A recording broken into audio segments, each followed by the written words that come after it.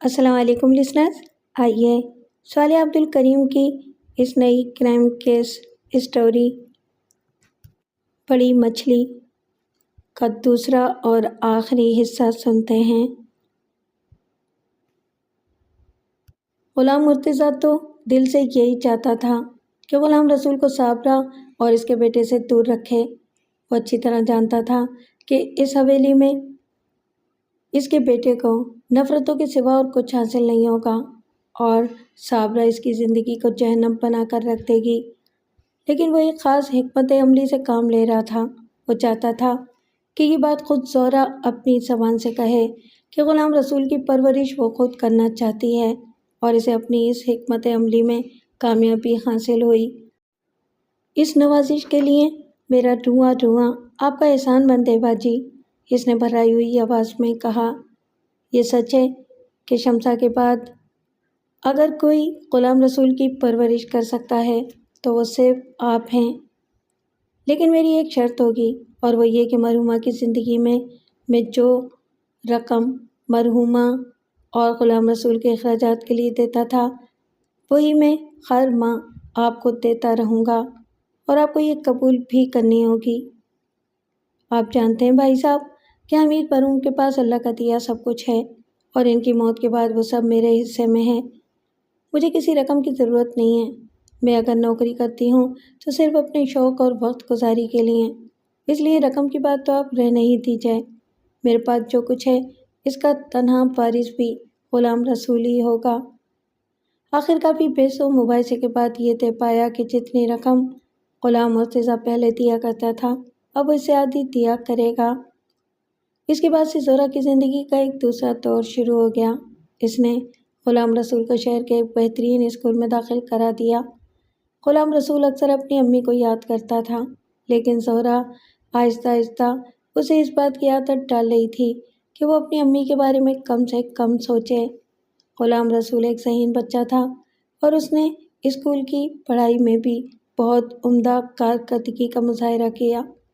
زہرہ کے لیے اب اگر زندگی کا کوئی سرمایہ باقی بچا تھا تو وہ صرف اور صرف غلام رسول تھا، اور وہ اس بچے سے اتنی محبت کرتی تھی کہ اگر شمسا زندہ ہوتی تو وہ خود بھی اس سے زیادہ محبت کا مظاہرہ نہیں کر سکتی تھی۔ زہرہ نے شروع ہی سے یہ فیصلہ کر لیا تھا کہ وہ غلام رسول کو آہستہ آہستہ اس کے خاندان کے بارے میں ساری باتیں بتا دے گی تاکہ وہ ساری صورتحال سے پہلے سے واقف رہے اور اسے کسی اچانک صدمے کا سامنا نہ کرنا پڑے۔ وہ نہیں چاہتی تھی کہ غلام رسول کی شخصیت کی نشو و نما میں کوئی کمی رہ جائے۔ وہ اس کو ایک ایسا انسان بنانا چاہتی تھی جس میں حالات کو سمجھنے اور صحیح وقت پر صحیح فیصلہ کرنے کی قوت موجود ہو۔ غلام مرتضیٰ خان مہینے دو مہینے میں کبھی ایک آدھ بار کراچی آتا تھا اور تب اس کی اپنے بیٹے سے ملاقات ہوتی تھی۔ نتیجتاً غلام رسول کے دل میں کبھی بھی اپنے باپ کے لیے وہ جگہ پیدا نہیں ہو سکی جو اپنی خالہ کے لیے تھی، اور وہ اپنی خالہ کو ہی اپنا سب کچھ سمجھتا تھا۔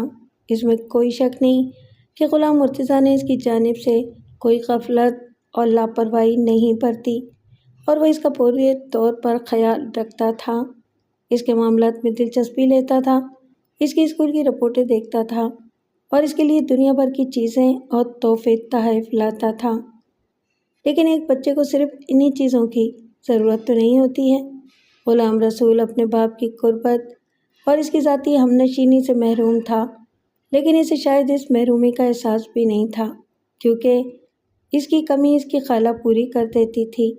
وقت گزرتا گیا اور اس کے ساتھ ساتھ غلام رسول بڑا ہوتا گیا۔ اس نے جب میٹرک کا امتحان بہت اچھے نمبروں کے ساتھ پاس کیا تو زہرہ کی خوشی کا کوئی ٹھکانہ نہیں تھا۔ اس موقع پر غلام مرتضیٰ نے گہری مسرت کا اظہار کیا اور غلام رسول کو قیمتی تحائف سے لاد دیا۔ غلام رسول اب اپنے خاندان کے بارے میں سب کچھ جانتا تھا۔ اسے معلوم تھا کہ کراچی کے قریب ایک مضافاتی علاقے میں اس کے باپ کی بہت بڑی جاگیر اور جائیداد ہے، ایک بہت بڑی وسیع و عریض حویلی ہے جس میں اس کی سوتیلی ماں صابرہ بیگم اپنے بیٹے غلام ربانی کے ساتھ رہتی ہے، جہاں وہ خود کبھی نہیں گیا تھا اور ان لوگوں سے اس کی ملاقات کبھی نہیں ہوئی تھی۔ غلام مرتضیٰ نے کئی بار چاہا کہ وہ غلام رسول کو کچھ دنوں کے لیے اپنے ساتھ گاؤں لے جائے اور وہیں سے وہ سب کچھ دکھائے جس میں خود غلام رسول کا بھی برابر کا حصہ تھا، لیکن وہ دو وجوہات کی بنا پر ایسا نہ کر سکا۔ پہلی بات تو یہ تھی کہ خود غلام رسول نے کبھی وہاں جانے میں دلچسپی کا مظاہرہ نہیں کیا۔ زہرا نے اس کی تربیت میں اس انداز میں کی تھی کہ اس کے دل میں اس جاگیر اور جائیداد کے لیے کوئی لالچ، کوئی کشش پیدا نہیں ہونے دی تھی۔ زہرا یہ بات اچھی طرح جانتی تھی کہ زمین اور جائیداد کے تنازع بعض اوقات ایسی خوفناک شکل اختیار کر لیتے ہیں کہ سگے بہن بھائی ایک دوسرے کے دشمن اور خون کے پیاسے ہو جاتے ہیں، اور آئے دن کتنے ہی لوگ ایسے ہی تنازعات میں الجھ کر قتل ہو جاتے ہیں۔ غلام رسول زہرا کی زندگی کا واحد سہارا تھا۔ اسے کوئی معمولی سی چوٹ بھی لگ جاتی تو زہرا کا دل تڑپ اٹھتا تھا۔ وہ بھلا یہ کس طرح برداشت کر سکتی تھی کہ غلام رسول کسی تنازع میں الجھ کر نقصان کا شکار ہو جائے۔ اس کے پاس اپنے شوہر کی چھوڑی ہوئی جائیداد اور رقم ہی اتنی زیادہ تھی کہ اسے غلام مرتضیٰ کی جاگیر اور جائیداد کی جانب آنکھ اٹھا کر دیکھنے کی ضرورت نہیں تھی۔ اس نے غلام رسول کے ذہن میں یہ بات اچھی طرح بٹھا دی تھی کہ اس کا اپنے باپ کی جاگیر اور جائیداد سے کوئی تعلق نہیں ہے، اور یہ کہ وہ کبھی اس جھگڑے میں نہ الجھے، ورنہ اس کا ستیلا بھائی اور ستیلی ماں اسے قتل کرنے سے بھی گریز نہیں کریں گے۔ چنانچہ غلام رسول نے اپنی ستیلی ماں اور ستیلے بھائی کو ہمیشہ شبے کی نظر سے دیکھا۔ وہ ان لوگوں سے کبھی نہیں ملا تھا اور نہ ہی ملنا چاہتا تھا۔ وہ اپنی جس دنیا میں رہ رہا تھا وہی اس کے لیے باعث کشش تھی۔ اس کے لیے اس دنیا میں وہ سب کچھ موجود تھا جس کی اسے ضرورت تھی۔ چنانچہ اسے اپنے باپ کی جاگیر اور جائیداد میں کبھی کوئی کشش محسوس نہیں ہوئی اور وہ وہاں جانے کے لیے راضی نہیں ہوا۔ دوسری بات یہ تھی کہ خود زہرا نے کبھی یہ پسند نہیں کیا کہ غلام رسول کبھی وہاں جائے۔ چنانچہ جب کبھی بھی غلام مرتضیٰ نے زہرا سے کہا کہ وہ غلام رسول کو چند دنوں کے لیے اپنے ساتھ لے جانا چاہتا ہے تو زہرا نے اس کی شدید مخالفت کی اور کہا کہ اسے وہاں لے جانا اسے خطرات میں ڈالنے کے مترادف ہوگا۔ اور سچی بات تو یہ تھی کہ غلام مرتضیٰ خود بھی اس صورتحال سے خوفزدہ تھا۔ اسے اندیشہ تھا کہ صابرہ اور غلام ربانی غلام رسول کو نقصان پہنچانے کی کوشش کر سکتے ہیں، اور اسی لیے اس نے خود بھی بہت زیادہ اصرار نہیں کیا۔ 2 سال کا عرصہ اور گزر گیا اور غلام رسول نے انٹر کا امتحان پاس کر لیا۔ غلام مرتضیٰ کے لیے اب وقت آ گیا تھا کہ وہ کوئی دو ٹوک فیصلہ کرے۔ چنانچہ اس بار جب وہ کراچی آیا تو اس نے زہرا سے اس بارے میں بات چیت کی۔ غلام رسول بھی اس موقع پر موجود تھا۔ باجی، اب میں غلام رسول کے مستقبل کے بارے میں ایک اہم فیصلہ کرنے جا رہا ہوں، اس نے کہا۔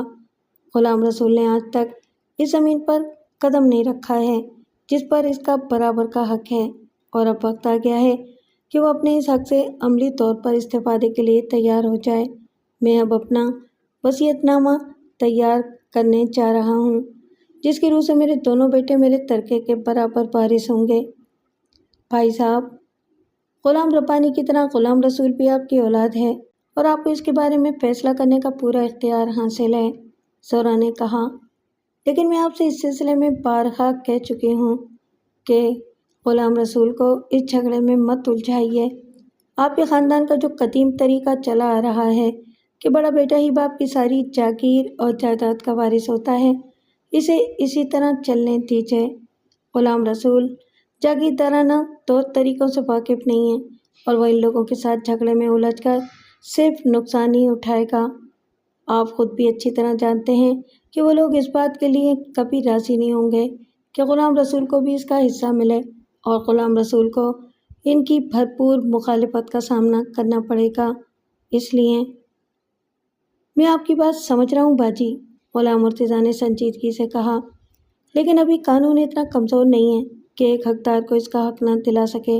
میں آج ہی غلام رسول کو ساتھ لے کر اپنے وکیل سلطان خان کے پاس جا رہا ہوں تاکہ اس کی ان سے ملاقات بھی کروا دوں اور وصیت کی تیاری کے بارے میں سلطان کو ہدایت بھی دے دوں۔ اگر میں نے ایسا نہ کیا تو جب تک میں زندہ ہوں میرا ضمیر مجھے ملامت کرتا رہے گا اور مرنے کے بعد شاید میری روح کو بھی چین نہیں آئے گا۔ زہرا نے مزید کچھ نہیں کہا۔ اس نے اپنے دل میں فیصلہ کر لیا تھا کہ اگر غلام مرتضیٰ اپنی وصیت اسی طرح تیار کروانا چاہتا ہے تو اس کی اپنی مرضی، لیکن وہ خود غلام رسول کو کبھی اس ممکنہ تنازع میں فریق نہیں بننے دے گی اور ساری جاگیر و جائیداد پر لعنت بھیجے گی۔ شام کے وقت غلام مرتضیٰ غلام رسول کو ساتھ لے کر چلا گیا۔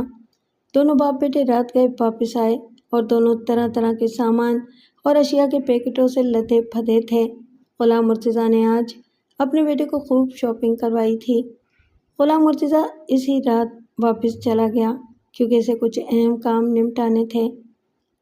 ابو آج مجھے اپنے وکیل کے پاس لے گئے تھے، غلام رسول نے زہرا کو بتایا۔ ان کا نام سلطان خان ہے اور ابو نے انہیں اپنی وصیت کی تیاری کے بارے میں ہدایات دی ہیں۔ ابو مجھ سے کہتے تھے کہ کبھی کبھار سلطان خان سے ملتا جلتا رہوں، وہ ہمارے خاندانی وکیل ہیں۔ تمہارا کوئی خاندانی وکیل نہیں ہے کیونکہ تمہیں کسی وکیل کی ضرورت نہیں ہے، زہرا نے قدرے سخت لہجے میں اس سے کہا۔ اس سارے قصے کو بھول جاؤ۔ تمہارے ابو نے اگر وصیت لکھوا بھی دی تو اس سے کیا ہوگا؟ اس کی حیثیت کاغذ کے پرزے سے زیادہ نہیں ہوگی۔ جائیداد اور جاگیر پر اصل قبضہ تو غلام ربانی کا ہے اور ہوگا۔ تم اسے کس طرح بٹوارا کرو گے؟ مقدمہ لڑو گے؟ بڈھے ہو جاؤ گے مقدمہ لڑتے لڑتے اور کیس کا فیصلہ نہیں ہوگا، اور یا پھر وہ لوگ میرے منہ میں خاک تمہیں اس قابل بھی نہیں چھوڑیں گے کہ تم مقدمہ لڑ سکو، اس لیے اس بات کو بھول جاؤ۔ میں خود بھی یہی سمجھتا ہوں خالہ، غلام رسول نے کہا۔ میں تو صرف ابو کے کہنے پر وہاں چلا گیا تھا، ورنہ مجھے اس سارے جھمیلے سے کوئی دلچسپی نہیں ہے۔ جب میری امی نے کبھی اس حویلی میں قدم نہیں رکھا تو میں وہاں کیوں جاؤں؟ جب میری امی ہی نہیں رہیں تو پھر مجھے ان لوگوں سے کیا لینا دینا؟ اور ہاں خالہ، آج ابو نے ایک اور صاحب سے بھی میری ملاقات کروائی تھی۔ ان کا نام محمد یوسف ہے، ابو کے سالے ہیں اور یہیں کراچی میں رہتے ہیں۔ ابو نے مجھ سے کہا کہ وہ میرے ماموں ہیں، وہ ہمیں سلطان صاحب کے دفتر کے باہر مل گئے تھے۔ ابو نے ان سے میرا تعارف کروایا تھا۔ محمد یوسف؟ زہرا نے چونک کر کہا۔ ہاں میں اس نام سے واقف ہوں۔ وہ صاحب تمہاری ستیلی ماں صابرہ بیگم کے بھائی ہیں اور کراچی میں رہتے ہیں۔ تمہارے ابو کی زبانی میں نے اکثر ان کا تذکرہ سنا ہے۔ وہ تم سے کیا کہتے تھے؟ کچھ بھی نہیں، غلام رسول نے کہا۔ میرا مطلب ہے کہ کوئی خاص بات نہیں، وہ بس مجھ سے یہی پوچھ رہے تھے کہ میں کون سی کلاس میں پڑھتا ہوں، میرے مضامین کیا کیا ہیں اور کون سے کالج میں پڑھتا ہوں۔ کیا تمہارے ابو نے ان کو یہ بتایا تھا کہ وہ سلطان صاحب کے پاس کس کام سے گئے تھے؟ زہرا نے پوچھا۔ محمد یوسف صاحب ہم لوگوں کو اس وقت ملے تھے جب ہم سلطان صاحب سے ملاقات کر کے واپس نیچے آ رہے تھے، غلام رسول نے کہا۔ ابو نے انہیں بتایا تھا کہ انہوں نے سلطان صاحب کو اپنی وصیت کی تیاری کی ہدایات دے دی ہیں اور انہوں نے وصیت کے بارے میں بھی محمد یوسف صاحب کو بتایا تھا۔ اس پر محمد یوسف نے کیا کہا؟ زہرا نے پوچھا۔ کچھ بھی نہیں، غلام رسول نے جواب دیا۔ وہ یہ بات سن کر خاموش ہو رہے، البتہ ان کے چہرے سے صاف ظاہر تھا کہ انہیں ابو کا یہ فیصلہ بالکل پسند نہیں آیا ہے، تاہم انہوں نے کوئی تبصرہ نہیں کیا۔ اس سے تم خود ان لوگوں کی سوچ کا اندازہ کر سکتے ہو، زہرا نے کہا۔ وہ تمہیں اس علاقے میں کبھی گھسنے بھی نہیں دیں گے۔ ظلم و بربریت، قتل و غارت گری، جاگیرداری نظام کا شیوا ہے۔ تمہارے ابو وہاں تمہارے باعث حمایتی ہیں اور وہ تنہا کچھ نہیں کر سکتے، اس لیے میں تمہیں مشورہ دیتی ہوں کہ اس وصیت کے باوجود تم کبھی اس جاگیر اور جائیداد کے بارے میں مت سوچنا۔ تمہارا ان ساری چیزوں سے کوئی واسطہ نہیں ہے۔ آپ ٹھیک کہتی ہیں خالہ، غلام رسول نے کہا۔ میں نے آج ہی کے اخبار میں ایک خبر دیکھی تھی کہ جائیداد کے بٹوارے کے جھگڑے میں 2 بھائیوں نے اپنے سگے چچا کو قتل کر دیا۔ وہ تو سگا چچا تھا، زہرا نے ہنس کر کہا۔ تم تو ان لوگوں کے کچھ بھی نہیں ہو، ان کے لیے ایک اجنبی، غیر اور ناپسندیدہ شخص ہو، وہ تمہارے ساتھ بھلا کیا رعایت کریں گے؟ اس واقعے کو کوئی 5 روز گزر گئے۔ اس روز زہرا حسب معمول کالج سے واپس آئی اور کپڑے وغیرہ تبدیل کر کے اور منہ ہاتھ دھو کر غلام رسول کا انتظار کرنے لگی۔ زہرا کا یہ معمول تھا کہ وہ غلام رسول کے آنے کے بعد ہی کھانا کھاتی تھی۔ وہ دونوں دوپہر کا کھانا ساتھ ہی کھاتے تھے۔ البتہ اگر کسی دن غلام رسول کو اپنے دوستوں کے ساتھ کہیں اور جانا ہوتا تھا تو وہ پہلے سے اپنی خالہ کو بتا دیتا تھا اور پھر وہ اس کا انتظار نہیں کرتی تھی۔ زہرا نے گھڑی دیکھی، 2:30 بج رہے تھے۔ اب تک تو غلام رسول کو گھر واپس آ جانا چاہیے تھا، لیکن وہ ابھی نہیں آیا تھا۔ شاید آج اسے کچھ زیادہ دیر لگ گئی ہے۔ 2:30 سے 3 بج گئے، لیکن غلام رسول کا پتہ نہیں تھا۔ اس نے صبح زہرا سے یہ نہیں کہا تھا کہ وہ آج دیر سے آئے گا۔ اس کا یہ مطلب تھا کہ اسے صحیح وقت پر آ جانا چاہیے، لیکن وہ نہ جانے کہاں رہ گیا تھا۔ اس سے پہلے ایک آدھ بار ایسا ہوا تھا کہ اگر کسی اتفاقی کام کی وجہ سے غلام رسول کو دیر ہو گئی تھی تو اس نے کہیں سے گھر فون کر کے زہرا کو مطلع کر دیا تھا اور زہرا مطمئن ہو جاتی تھی، لیکن آج تو اس کا کوئی فون بھی نہیں آیا تھا۔ وقت گزرنے کے ساتھ ساتھ زہرا کی پریشانی بڑھتی جا رہی تھی۔ ایسا تو آج تک نہیں ہوا تھا، یہ ایک غیر معمولی بات تھی۔ غلام رسول اس معاملے میں ہمیشہ بہت زیادہ ذمہ داری کا مظاہرہ کرتا تھا اور اسے اس بات کا بخوبی احساس رہتا تھا کہ اگر وہ بتائے بغیر دیر تک گھر سے باہر رہے گا تو اس کی خالہ پریشان رہے گی۔ چنانچہ وہ کبھی بھی بتائے بغیر زیادہ دیر تک کے لیے گھر سے باہر نہیں رہتا تھا۔ جب شام کے 5 بج گئے اور غلام رسول واپس گھر نہیں آیا تو زہرا کا پیمانہ صبر لبریز ہو گیا۔ وہ اٹھ کھڑی ہوئی اور اس نے جلدی جلدی لباس تبدیل کر کے باہر جانے کی تیاری شروع کر دی۔ اسے خود معلوم نہیں تھا کہ اسے کہاں جانا چاہیے۔ اس کا ذہن شدید پریشانی سے دوچار تھا کہ اچانک اپنے پڑوسی اقبال احمد خان کا خیال آ گیا۔ اقبال احمد خان ایک ریٹائرڈ ڈی ایس پی تھا۔ وہ حال ہی میں ریٹائرڈ ہوا تھا اور زہرا سے اس کی بخوبی واقفیت تھی۔ اس کی 2 بیٹیاں اسی کالج میں پڑھتی تھیں جس میں زہرا پڑھاتی تھی۔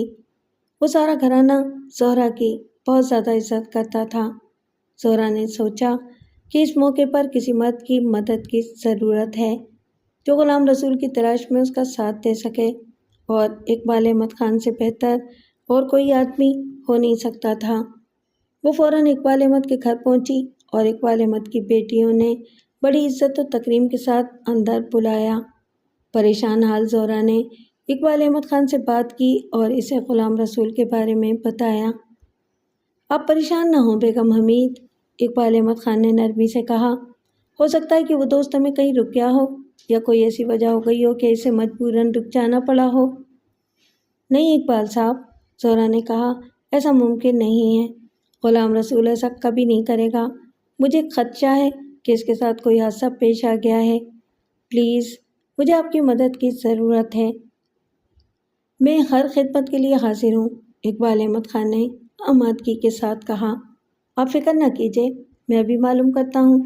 اور اس کے ساتھ ہی اقبال احمد خان نے فون اٹھا لیا اور مختلف جگہوں پر فون کرنے شروع کر دیے۔ تھوڑی ہی دیر کی تفتیش کے بعد زہرا کو جو اطلاع ملی وہ اسے پاگل کر دینے کے لیے کافی تھی۔ جناح اسپتال میں آج دن کے 2:30 بجے کے قریب ایک زخمی نوجوان کو بے ہوشی کی حالت میں لایا گیا تھا اور وہ نوجوان ابھی تک بے ہوش پڑا تھا۔ اس کی جیب سے نکلنے والے کالج کے شناختی کارڈ کے مطابق اس کا نام غلام رسول ولد غلام مرتضیٰ تھا اور اس کے گھر کا پتہ بھی وہی تھا۔ اف میرے خدا! زہرا پر بے ہوشی کی سی کیفیت طاری ہونے لگی۔ بیگم اقبال احمد اور ان کی دونوں بیٹیاں زہرا کو سنبھال رہی تھیں، لیکن اس کے پورے جسم پر تھر تھری طاری تھی۔ وہ بولنا چاہتی تھی لیکن اس کی زبان سے الفاظ ادا نہیں ہو رہے تھے۔ بڑی مشکل سے چند منٹ بعد اس کی حالت کچھ بہتر ہوئی تو اقبال احمد خان اپنی بیگم اور زہرا کو ساتھ لے کر گاڑی میں جناح اسپتال کی طرف روانہ ہوئے۔ اقبال احمد خان ابھی حال ہی میں ڈی ایس پی کے عہدے سے ریٹائر ہوا تھا اور اس کے پولیس وغیرہ میں بہترین تعلقات تھے۔ اس نے ہر لحاظ سے زہرا کی مدد کی اور ذرا سی دیر میں ساری معلومات اکٹھی کر لیں۔ یہ کسی کو نہیں معلوم ہو سکا کہ غلام رسول کو کس نے زخمی کیا تھا، لیکن اس پر ریوالور سے 2 فائر کیے گئے تھے اور یہ فائر اس وقت کیے گئے تھے جب وہ کالج سے اپنی موٹر سائیکل پر واپس گھر آ رہا تھا۔ ایک سنسان سڑک پر کسی نامعلوم فرد یا افراد نے اس پر گولیاں چلائیں اور پھر راہ فرار اختیار کر لی۔ ان لوگوں نے اپنی دانش میں غلام رسول کو ختم کر دیا تھا اور اسے مردہ سمجھ کر اس کی لاش کو وہاں چھوڑ کر بھاگ گئے تھے۔ کچھ رحم دل اور انسان دوست لوگوں نے اس کے خون آلود جسم کو ٹیکسی میں ڈال کر اسپتال پہنچا دیا اور پولیس کو اطلاع کر دی۔ اسپتال میں غلام رسول کا فوری طور پر آپریشن کر کے دونوں گولیاں نکالی جا چکی تھیں۔ ایک گولی اس کی ران میں لگی تھی اور دوسری پہلو میں۔ خون اگرچہ کافی بہہ گیا تھا تاہم بروقت طبی امداد مل جانے سے اس کی جان بچ گئی تھی۔ ڈاکٹروں نے اقبال احمد خان اور زہرا کو بتایا کہ اس کی حالت اب خطرے سے باہر ہے۔ پولیس نے نامعلوم حملہ آوروں کے خلاف مقدمہ درج کر کے تفتیش شروع کر دی تھی، لیکن ابھی تک کوئی گرفتاری عمل میں نہیں آئی تھی کیونکہ مجرموں نے کوئی سراغ نہیں چھوڑا تھا۔ زہرا کے دماغ میں بے-ہم دھماکے ہو رہے تھے۔ اسے وہ ساری بات یاد آ رہی تھی جب غلام مرتضیٰ خان غلام رسول کو اپنے ساتھ لے کر وکیل سلطان خان کے پاس گیا تھا اور وہاں اس کے دفتر کے نیچے ان لوگوں کی ملاقات محمد یوسف سے ہوئی تھی۔ زہرا کے ذہن میں ساری تصویر پوری طرح واضح تھی اور ایک بار تو اس کے جی میں آیا بھی کہ وہ پولیس کو اس بارے میں بتا دے اور صاف طور سے اپنے شبہ کا اظہار کرے کہ غلام رسول پر قاتلانہ حملہ کروانے میں اس کی سوتیلی ماں اور اس کے رشتہ داروں کا ہاتھ ہے، لیکن پھر دو اسباب کی بنا پر اس نے ایسا نہ کرنے کا فیصلہ کیا۔ پہلی وجہ تو یہ تھی کہ اس کے پاس ایسا کوئی ثبوت موجود نہیں تھا اور جب تک ثبوت موجود نہ ہو اس وقت تک بھلا کسی کے خلاف کیا کیس بن سکتا ہے، اور دوسری وجہ یہ تھی کہ وہ ان لوگوں کے ساتھ دشمنی مول لینا نہیں چاہتی تھی۔ اسے معلوم تھا کہ وہ لوگ زیادہ طاقتور ہیں اور بدمعاشی کے سارے خط کنڈوں سے واقف ہیں جن کے بارے میں وہ خود اور غلام رسول کچھ نہیں جانتے۔ اس کی کوشش تو یہ تھی کہ غلام رسول کو ان لوگوں کے شر سے بچائے اور اس کے لیے اس نے کچھ اور ہی سوچا تھا۔ زہرا کو اب غلام مرتضیٰ پر سخت غصہ آ رہا تھا۔ اگر اس میں اتنی سخت نہیں تھی کہ اپنے بیٹے کا اس کے دشمنوں سے تحفظ کر سکے تو پھر اس نے یہ وصیت نامہ اور جائیداد کی تقسیم وغیرہ کا تماشا کیوں کیا تھا؟ اس نے تو پہلے ہی غلام مرتضیٰ کو بار بار یہ سمجھایا تھا کہ وہ لوگ ایسا نہیں ہونے دیں گے، لیکن غلام مرتضیٰ معلوم نہیں کون سی خوش فہمی کا شکار تھا اور اب غلام رسول یہاں اسپتال میں زندگی اور موت کی کشمکش میں مبتلا تھا اور غلام مرتضیٰ کو اس کی کوئی خبر نہیں تھی۔ غلام رسول تقریباً 20 دن تک اسپتال میں رہا۔ زہرا نے اس کے علاج کے لیے پانی کی طرح پیسہ بہایا اور اعلیٰ سے اعلیٰ ڈاکٹروں اور سرجنوں کی خدمات حاصل کیں، جس کے نتیجے میں وہ تیزی سے روبہ صحت ہونے لگا۔ غلام رسول نے ہوش میں آنے کے بعد پولیس کو جو بیان دیا تھا اس کے مطابق حملہ آور ایک کار میں تھے اور ان کی تعداد 3-4 تھی، لیکن گولیاں ان میں سے صرف ایک نے چلائی تھیں۔ کار اس کے دائیں جانب تھی، اسی لیے گولیاں اس کی دائیں ران اور پہلو میں پیوست ہوئیں۔ غلام رسول کے لیے وہ سارے چہرے بالکل اجنبی تھے اور وہ ان میں سے کسی کو نہیں پہچانتا تھا۔ پولیس نے اسے بہت سے جرائم پیشہ افراد کی تصاویر دکھائیں لیکن وہ لوگ ان میں شامل نہیں تھے۔ غلام رسول کے صحت یاب ہوتے ہی زہرا نے اسے بتایا کہ وہ اسے کراچی سے باہر بھیج رہی ہے۔ کوئٹہ میں اس کے کچھ سسرالی رشتہ دار ہیں جن سے اس نے فون پر ساری بات کر لی ہے۔ وہاں غلام رسول کو کالج میں داخلہ بھی مل جائے گا اور وہ اپنی پڑھائی جاری رکھ سکے گا۔ غلام رسول کو خود بھی اس بات کا یقین تھا کہ اس پر قاتلانہ حملہ کروانے والے اس کی سوتیلی ماں کے رشتہ داروں کے علاوہ اور کوئی نہیں ہو سکتا۔ اس کی کسی سے دشمنی نہیں تھی۔ اسکول سے لے کر کالج کے زمانے تک وہ ایک امن پسند طالب علم رہا تھا اور اس کی کبھی کسی سے لڑائی یا مار پیٹ نہیں ہوئی تھی۔ اس واقعے کے بعد سے اسے اس بات کا کبھی احساس ہو گیا تھا کہ اس کی خالہ نے جو کچھ سوچا تھا وہ بالکل ٹھیک تھا اور اس نے اپنی خالہ کی دور اندیشی اور فہم و فراست کو سراہتے ہوئے فوراً اس کی بات مان لی اور کوئٹہ جانے پر آمادگی ظاہر کر دی۔ ایک ہی ہفتے کے بعد زہرا نے خاموشی کے ساتھ اسے کوئٹہ روانہ کر دیا۔ اس نے اپنے سسرالی رشتہ داروں کو دوبارہ فون کر کے غلام رسول کی روانگی کی اطلاع دے دی تھی اور جب غلام رسول وہاں خیریت کے ساتھ پہنچ گیا تو ان لوگوں نے وہاں سے فون کر کے زہرا کو اس کی اطلاع دے دی اور خود غلام رسول کی بھی زہرا سے بات کرا دی۔ زہرا کے پاس غلام مرتضیٰ سے رابطہ قائم کرنے کا کوئی ذریعہ نہیں تھا۔ ان لوگوں کی ملاقات تو اسی وقت ہوتی تھی جب غلام مرتضیٰ خود کراچی آتا تھا۔ چنانچہ غلام مرتضیٰ کو اپنے چھوٹے بیٹے کے ساتھ پیش آنے والے حادثے کے بارے میں کوئی معلومات نہیں تھیں۔ اخبارات میں ثانیہ کے بارے میں چھوٹی خبر شائع ہوئی تھی جس پر غلام مرتضیٰ کی نظر نہیں پڑی تھی۔ وہ اس وقت کراچی آیا جب غلام رسول کو کوئٹہ گئے ہوئے تقریباً 3 ہفتے گزر چکے تھے۔ ہمیشہ کی طرح زہرا نے غلام مرتضیٰ کا پرتپاک خیر مقدم کیا اور اسی ڈرائنگ روم میں بٹھا کر اس کی خیر خیریت دریافت کرتی رہی۔ غلام مرتضیٰ کافی دیر تک تو اسے باتیں کرتا رہا اور پھر اس نے اس سے غلام رسول کے بارے میں پوچھا۔ وہ کوئٹہ میں ہے، زہرا نے اطمینان کے ساتھ جواب دیا۔ اچھا، غلام مرتضیٰ نے کہا، شاید کالج کے دوستوں کے ساتھ گیا ہوگا، کب تک واپس آئے گا؟ کتنے روز کے لیے گیا ہے؟ کب گیا ہے؟ غلام مرتضیٰ نے ایک ہی سانس میں اتنے بہت سارے سوالات پوچھ ڈالے۔ وہ اب وہیں پڑھے گا، زہرا نے اطمینان سے جواب دیا۔ وہاں اس نے کالج میں داخلہ لے لیا ہے اور ہاسٹل میں سے کمرہ بھی مل گیا ہے۔ اب وہ کوئٹہ میں ہی رہے گا اور وہیں پڑھے گا۔ زہرا کے اس عجیب و غریب انداز گفتگو نے غلام مرتضیٰ کو حیران بھی کیا اور اسے یہ بات بری بھی لگی۔ کم سے کم اس کے بیٹے کے بارے میں اتنا بڑا فیصلہ کرتے وقت اس سے پوچھنا تو چاہیے تھا۔ تاہم غلام مرتضیٰ برملا اپنی ناراضگی کا اظہار کر کے اپنے اور زہرا کے درمیان بدمزگی پیدا نہیں کرنا چاہتا تھا۔ زہرا نے اس کے بیٹے کے لیے جو کچھ کیا تھا، اگر زہرا کی اپنی اولاد ہوتی تو شاید اس کے لیے بھی وہ اس سے زیادہ نہیں کر سکتی تھی۔ مگر باجی، آپ نے مجھے اس سلسلے میں کچھ بتایا نہیں، غلام مرتضیٰ نے اپنے نرم لہجے میں ہلکا سا احتجاج کا رنگ پیدا کرتے ہوئے کہا۔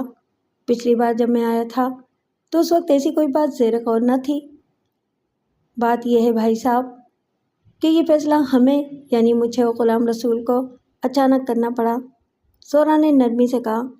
ہم دونوں میں سے کسی کو بھی نہیں معلوم تھا کہ غلام رسول کے لیے اچانک کراچی سے باہر جانا ضروری ہو جائے گا۔ مگر ایسی کیا بات ہو گئی تھی باجی؟ غلام مرتضیٰ نے مضطرب انداز میں پہلو بدلتے ہوئے کہا۔ اچانک ہی؟ ہاں بھائی صاحب، اچانک ہی، زہرا نے کہا۔ بات یہ ہے کہ آپ کی پہلی بیوی کے اشارے پر غلام رسول کو قتل کرنے کی سازش کی گئی تھی۔ اس پر قاتلانہ حملہ کیا گیا تھا اور یہ تو محض اس کی خوش قسمتی تھی کہ وہ بال بال بچ گیا۔ اگر اسے پر وقت طبی امداد نہ مل پاتی تو وہ وہیں سڑک پر پڑے پڑے دم توڑ دیتا۔ کچھ نیک دل لوگوں نے اسے فوری طور پر اسپتال پہنچا دیا اور اسے بر وقت طبی امداد مل گئی، جس کے باعث اس کی جان بچ گئی، ورنہ آپ تو شاید اس کے جنازے کو بھی کاندھا نہ دے سکتے۔ غلام مرتضیٰ کا چہرہ پھک ہو گیا۔ اس پر اس قدر ہیبت اور دہشت سی طاری ہو گئی کہ وہ کافی دیر تک تو کچھ بول ہی نہیں سکا، اور جب وہ بولا تو غم و غصے کے عالم میں اس کی آواز کانپ رہی تھی۔ مجھے پورا قصہ بتائیے باجی، اس نے بھرائی ہوئی لرزاں آواز میں کہا۔ پلیز ساری بات بتائیے مجھے۔ زہرا نے اسے ساری بات بتا دی، نیز یہ بھی بتا دیا کہ پولیس نے اس سے اور خود غلام رسول سے یہ پوچھا تھا کہ آیا ان لوگوں کو کسی پر شبہ تو نہیں ہے، لیکن ان دونوں نے پولیس کو یہ جواب دیا تھا کہ ان کو کسی پر شبہ نہیں ہے کیونکہ ان کی کسی سے دشمنی نہیں ہے۔ ہم نہ تو آپ کے لیے مزید مسائل پیدا کرنا چاہتے تھے اور نہ ان لوگوں کی مزید دشمنی مول لینا چاہتے تھے، زہرا نے کہا۔ اسی لیے ہم نے پولیس کو اصل حقیقت کے بارے میں کچھ نہیں بتایا، جبکہ ہمیں اچھی طرح معلوم تھا کہ یہ حرکت کس کی ہو سکتی ہے۔ اس لیے میری آپ سے گزارش ہے کہ آپ غلام رسول کے خیال پر رحم کریں اور اسے اپنی جائیداد وغیرہ کے جھگڑوں میں نہ الجھائیں۔ ان لوگوں نے تو اسے جان سے مار ہی دیا تھا، یہ تو محض اس کی قسمت تھی کہ وہ بچ گیا۔ میں جانتی ہوں کہ آپ نہ تو ان لوگوں کو روک سکتے ہیں اور نہ ان کی بدماشیوں کے خلاف غلام رسول کا تحفظ کر سکتے ہیں۔ زہرا کے لب و لہجے میں تلخی کا زہر بھرا ہوا تھا، لیکن غلام مرتضیٰ احتجاج نہیں کر سکتا تھا۔ وہ اسے ایک شدید اور گہرے احساس شرمندگی سے دوچار تھا۔ اسے یوں محسوس ہو رہا تھا جیسے وہ اپنے بیٹے کا دشمن ہو، قاتل ہو۔ ندامت، غصے اور غم کے عالم میں اس کی عجیب سی کیفیت ہو رہی تھی اور اس کا جی چاہ رہا تھا کہ ابھی گھر جائے اور مار مار کر صابرہ کو لہو لہان کر دے۔ وہ اچھی طرح جانتا تھا کہ محمد یوسف میں اتنی جرأت نہیں ہو سکتی کہ وہ اس کے بیٹے پر ہاتھ اٹھائے۔ محمد یوسف نے جو کچھ بھی کیا وہ یقیناً اپنی بہن اور بھانجی کے ماں پر کیا ہوگا۔ باجی، مجھے احساس ہے کہ معاملات بہت بگڑ گئے ہیں اور میں آپ کے خیال سے بالکل متفق ہوں کہ غلام رسول پر حملہ صابرہ کے ایما پر کروایا گیا ہے اور اس کا بندوبست اس کے بھائی یوسف نے کیا ہے۔ اس روز جب میں واپس گاؤں پہنچا اور میں نے صابرہ اور غلام ربانی کو یہ بتایا کہ میں نے وکیل کو وصیت تیار کرنے کی ہدایت کر دی ہے تو وہ دونوں بہت زیادہ برہم ہوئے۔ صابرہ نے مجھ سے کہا کہ وہ اس وصیت کو پھاڑ کر پھینک دے گی اور اپنے بیٹے کے علاوہ اور کسی کو جائیداد میں حصہ نہیں بٹانے دے گی۔ اس روز غلام ربانی نے بھی میرے ساتھ گستاخی اور زبان درازی کا مظاہرہ کیا۔ اس نے مجھ سے کہا کہ اگر غلام رسول نے اس جاگیر کے علاقے میں قدم بھی رکھا تو وہ اس کے ہاتھ پیر توڑوا دے گا۔ اس نے مجھے چیلنج کر دیا کہ میں کسی اور کو جاگیر میں شریک کر کے تو دیکھوں۔ مجھے ان لوگوں کے رویے سے بے حد دکھ پہنچا۔ وہ دونوں ماں بیٹا ایک ہی بولی بول رہے ہیں اور ایسا لگتا ہے کہ جیسے وہ میرے بھی دشمن بن گئے ہوں۔ تاہم مجھے اس بات کی توقع نہیں تھی کہ وہ اتنی جلدی اتنا بڑا قدم اٹھائیں گے اور غلام رسول پر قاتلانہ حملہ بھی کروا دیں گے۔ بہرحال میں نے اس مسئلے کا ایک اور حل سوچ لیا ہے جس کے بارے میں آپ سے بعد میں بات کروں گا۔ فی الحال تو وہ وصیت نامہ میرے پاس ہے اور اگر مجھے علم ہوتا کہ غلام رسول کے ساتھ یہ سب کچھ ہو چکا ہے تو میں اس وصیت نامے کو ساتھ ہی لے آتا اور اسے غلام رسول کے حوالے کر دیتا۔ خیر، اب اس کی ضرورت نہیں رہے گی اور میں نے ایک اور فیصلہ کر لیا ہے۔ خدا کے لیے بھائی صاحب، میں آپ کے آگے ہاتھ جوڑتی ہوں، غلام رسول کو ان جھگڑوں سے الگ کر دیجیے۔ زہرا نے گلوگیر آواز میں کہا، آپ کا تو ماشاءاللہ ایک اور بیٹا بھی ہے، اللہ اس کی عمر دراز کرے، لیکن میری پھوٹی آنکھوں کا تارا تو بس لے دے کے غلام رسول ہی ہے۔ وہی میرا بیٹا ہے اور وہی میرا سب کچھ ہے۔ اس کے بغیر تو میں زندہ بھی نہیں رہ سکوں گی۔ اب آپ کوئی اور منصوبہ مت بنائیے۔ میں اور کوئی ایسا منصوبہ نہیں بنا رہا ہوں جس میں غلام رسول کے لیے ذرا سا بھی خطرہ موجود ہو، غلام مرتضیٰ نے سنجیدگی سے کہا۔ آپ بالکل اطمینان رکھیے، میرے لیے کسی کو بھی یہ یقین دلانا مشکل بلکہ ناممکن ہے کہ میں غلام ربانی سے زیادہ غلام رسول کو چاہتا ہوں، اور اس کی وجہ یہ ہے کہ غلام رسول اس مرحوم ہستی کی نشانی ہے جسے میں نے دنیا میں سب سے زیادہ محبت کی۔ شمسا ہی وہ عورت تھی جو میری زندگی میں باہر کے ایک جھونکے کی طرح آئی اور مجھے کچھ دیر کی مسرتیں عطا کر کے خاموشی سے گزر گئی، اور میں آج تک اس کی یادوں کے قیمتی خزانے کو اپنے دل میں سمیٹے بیٹھا ہوں۔ میں جب غلام رسول کو دیکھتا ہوں تو مجھے اس کے وجود میں شمسا کی خوشبو محسوس ہوتی ہے۔ میں آپ کا دکھ سمجھتی ہوں بھائی صاحب، زہرا نے کہا، بس مجھے یہی کہنا ہے کہ جو کچھ کیجیے خوب سوچ سمجھ کر کیجیے، ایسا نہ ہو کہ میں اور آپ دونوں ہاتھ ملتے رہ جائیں اور ہمیں پچھتانے کا بھی موقع نہ ملے۔ انشاءاللہ ایسا نہیں ہوگا، غلام مرتضیٰ نے کہا، اور ہاں، آپ مجھے غلام رسول کے ہاسٹل کا پتہ تو دے دیجیے، میں کل ہی کوئٹہ فلائی کروں گا اور اسے ملاقات کر کے آؤں گا۔ میں آپ کو پتہ دے دیتی ہوں، زہرا نے کہا، لیکن آپ اگر چاہیں تو اس سے فون پر بھی بات کر سکتے ہیں۔ یہ بہت اچھا ہوگا، غلام مرتضیٰ نے کہا، میں پہلے اس سے فون پر بات کر لوں۔ اچانک ٹیلی فون کی تیز گھنٹی نے ان کی گفتگو میں خلل ڈال دیا۔ زہرا نے قریب رکھے ہوئے فون کا ریسیور اٹھایا اور اس کے چہرے پر ایک دم شادابی بکھر گئی۔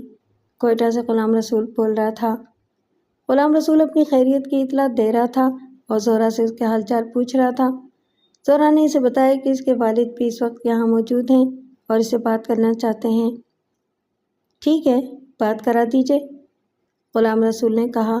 اس کے لہجے میں کوئی گرم جوشی نہیں تھی، تاہم اس نے غلام مرتضیٰ سے بات کرتے وقت اس بات کو ملحوظ خاطر رکھا کہ اس کا باپ یہ نہ سمجھے کہ وہ اس سے برگشتہ ہے۔ میں تم سے ملنے کے لیے کل ہی کوئٹہ فلائی کر رہا ہوں بیٹے، غلام مرتضیٰ نے کہا، اور غلام رسول کے منع کرنے کے باوجود وہ نہیں مانا اور اس نے زور دے کر کہا کہ وہ کل ہی کوئٹہ پہنچنے کی کوشش کرے گا۔ کچھ دیر کے بعد غلام مرتضیٰ رخصت ہو گیا۔ اس نے کہا کہ وہ کوئٹہ سے واپس کراچی آئے گا اور زہرا سے مل کر جائے گا۔ 3 دن کے بعد غلام مرتضیٰ واپس زہرا کے پاس آیا۔ وہ بہت خوش نظر آ رہا تھا۔ اس نے زہرا کو بتایا کہ وہ غلام رسول سے مل کر آیا ہے اور غلام رسول وہاں خوش و خرم ہے اور اس کی صحت بھی ٹھیک ٹھاک ہے، بلکہ کراچی کے مقابلے میں زیادہ بہتر ہے۔ اس نے بتایا کہ اس نے غلام رسول کو اچھی طرح سمجھا دیا ہے اور یہ یقین دلا دیا ہے کہ آئندہ اس کے ساتھ ایسی کوئی حرکت نہیں کی جا سکے گی۔ غلام مرتضیٰ اسی روز رخصت ہو گیا۔ زہرا سے اس کی یہ آخری ملاقات تھی۔ اس کے بعد کوئی 4 روز کے بعد زہرا نے، جو اخبار کا نہایت پابندی کے ساتھ مطالعہ کرنے کی عادی تھی، اخبار میں ایک جاگیردار کے اپنے مزارے کے ہاتھوں قتل ہونے کی خبر پڑھی۔ یہ جاگیردار غلام مرتضیٰ خان تھا، جس کو اس کے مزارے اللہ ڈنوں نے گائے کے ایک تنازع پر قتل کر دیا تھا اور اس نے پولیس کے سامنے اپنے جرم کا اقرار بھی کر لیا تھا۔ زہرا کی زبانی یہ سارے خاندانی حالات سن کر صالح عبد الکریم کے ذہن کے افق جیسے روشن ہو گئے۔ اسے یقین آ گیا کہ وہ اب اس الجھے ہوئے مسئلے کو حل کر لے گی۔ معاملے کی کلید اس کے ہاتھ میں آ رہی تھی۔ کیا آپ سمجھتی ہیں کہ غلام مرتضیٰ کو اس کے مزارے اللہ ڈنوں نے نہیں قتل کیا ہے؟ زہرا نے صالح عبد الکریم سے پوچھا۔ بالکل، صالحہ نے جواب دیا۔ میں سمجھتی ہوں کہ یہ صرف ایک فرضی داستان ہے جو اصل قاتل کو چھپانے کے لیے کھڑی گئی ہے۔ آپ نے واقعات اور حالات کا جو پس منظر بیان کیا ہے، اس کا ذکر اس مقدمے کی کارروائی میں کہیں بھی نہیں ہے، اور ہوتا بھی کیوں؟ پولیس اور استغاثہ کے لیے تو یہ ایک بہت آسان اور سیدھا سادہ سا کیس تھا۔ ایک شخص ایک دوسرے انسان کو قتل کرتا ہے، قتل کی ایک وجہ موجود ہے، آلۂ قتل بھی دستیاب ہو گیا ہے اور موقع کے گواہ بھی موجود ہیں، اور پھر سب سے بڑھ کر یہ کہ ملزم خود اقرار جرم بھی کر لیتا ہے۔ چلیے قصہ ختم ہوا، انصاف کے تقاضے پورے ہو گئے، اب ملزم کو پھانسی پر لٹکا دیجیے اور اطمینان کا سانس لیجیے۔ مگر اس کے علاوہ اور کیا کیا جا سکتا ہے؟ زہرا نے آہستہ سے کہا۔